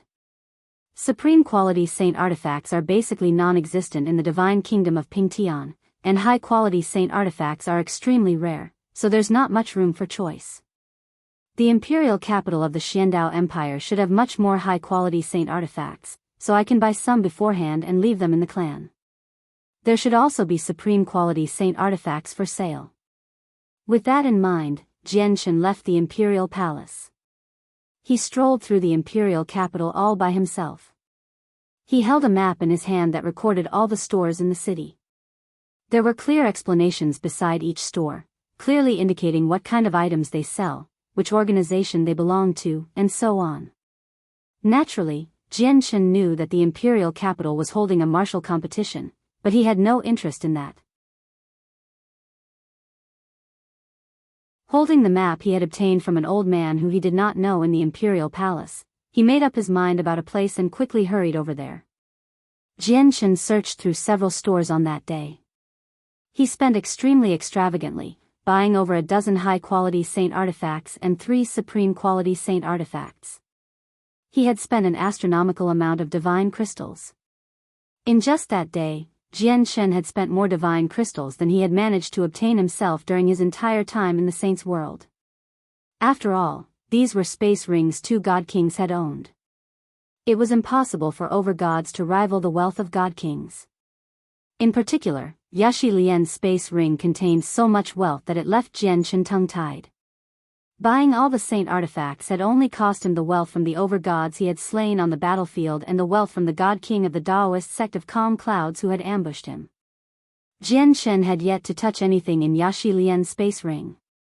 In reality, the wealth in Yaxi Lian's space ring was over 10 times more than all the divine crystals he had spent today. Just the supreme-grade divine crystals had reached over 100 blocks. In his eyes, Yaxi Lian had already become no different from a dead person. Killing her would only take a single thought from him. Her space ring had naturally become the spoils of the battle as well. As a result, Jianshan felt that it was his right to use these space rings. He did not find it inappropriate in the slightest. Next, Jianshan went to the pill stores after buying the saint artifacts. He purchased a large number of pills that were suitable for all levels of cultivation. He had even bought out all the 10,000-year God origin pills from all the stores in the nearby streets. 10,000-year God origin pills were extremely rare in the divine kingdom of Pingtian. They were so expensive that almost no one could afford them. However, in the imperial capital, they were common items. They could be found everywhere, and they were sold for an extremely cheap price. Moreover, Jianshan spent over a dozen supreme-quality divine crystals to purchase 2 God King-level formations, one for attack and one for defense. He wanted to use them to protect the Tian Yuan clan. Even though they only possessed the might of early God Kings, they would be extremely powerful formations in the divine kingdom of Pingtian. Moreover, he had bought them in the imperial capital of the Xuandao Empire. If it were the divine kingdom of Pingtian instead, he probably could not purchase any of them no matter how many divine crystals he had. Jianshan's great spendings naturally attracted the attention of quite a few people. However, this was the imperial capital of the Xuandao Empire, so all the people who were able to come here were far more knowledgeable and experienced than the people of the divine kingdom of Pingtian. As a result, they were only surprised by the number of 10,000-year God origin pills Jianshan had bought. They did not pay any attention to the divine crystals on him. After all, many experts from various large organizations had gathered in the imperial capital due to the martial competition. Some of them would not seem special at all, but they would actually be hidden experts. Naturally, a few people who could not see through Jianshan's cultivation believed that he was someone like that. However, pills with heavy side effects like the 10,000-year God origin pill never had high sales volumes in the imperial capital. Very few people would consume them. Yet, someone had suddenly decided to splurge out on them, buying out all of them in the pill stores across several streets. Naturally, this matter confused and intrigued many people. As a result, the news that someone was buying God origin pills in large quantities silently spread. Naturally, the pill stores that Jianshan visited were utterly delighted, as believed they had made huge profits. The pill stores that Jianshan did not visit all became green with envy. They had even sent people to go find the mysterious person who bought so many 10,000-year God origin pills. Someone has actually purchased so many 10,000-year god origin pills. The side effects of the pills are so great that many people can't even ingest a single one. Isn't this person just insane by buying so many all at once? Sister Xing'er, do you think this person is crazy? Surely he's not thinking of increasing his cultivation by ingesting so many 10,000-year god origin pills, right? On a busy street in the Imperial capital, the two princesses, Xing'er and Lan'er, strolled around. Several guards in simple attires stood beside them. Xing'er's beautiful eyes also widened when she heard Lan'er's words, and she said, Sister Lan'er, I heard that some magical beasts with powerful bodies can ignore the side effects of the 10,000-year god origin pills. Do you think the person who bought all the pills is a magical beast in human form? Ha ha ha, even if he's a magical beast, there's no need to buy so many of these pills. It's literally only something that someone who is dumb but has a lot of wealth can do. I think this person is definitely a huge idiot. I love making fun of these dumb idiots. I often tease father's mount until I drive it insane. It's hilarious when I think of it. I really do want to see what kind of magical beast he is, having bought so many 10,000-year god origin pills. If it's appropriate, taming him into a mount isn't a bad idea. Lan'er immediately became furious after that. Only if you hadn't said that, Sister Xing'er. As soon as you mention a tough body, I think of that horrible person. He also has a tough body, where our full-powered attacks failed to harm him at all. Oh my god. Sister Lan'er, why did you have to bring that up? Why did you have to mention that person for no good reason? I'm fuming too when I think of him. Xing'er ground her teeth as she showed much resentment.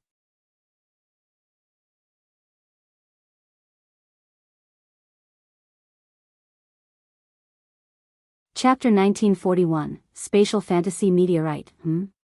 What's this?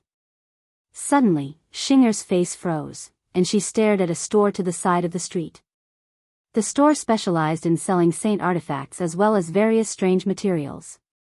However, a blue light shone in the store right now, and it even reached the street. The blue light was not intense, nor did it give off any pulses of energy.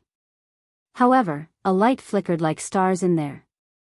It seemed like the blue sky had suddenly become filled with stars, which was an extremely enchanting sight. Let's go and have a look. The sudden blue light immediately attracted Xing'er and Lan'er's attention. Immediately, the two of them seemed to have forgotten about Jian Chen. They held hands and quickly ran into the store. In the store, the shopkeeper held a wooden box at the counter. A piece of fist-sized rock laid in the wooden box. The blue light that seemed to possess stars originated from the rock. Not only had the blue light filled the entire store, but even the shopkeeper's ancient face had been dyed blue. I want this spatial fantasy meteorite. Shopkeeper, can you go cheaper? An old man stood before the shopkeeper. He was currently negotiating a price with the shopkeeper. 500,000 high-grade divine crystals is already my cheapest price. I really can't go any lower. The shopkeeper kept a business smile plastered across his face as he spoke amiably.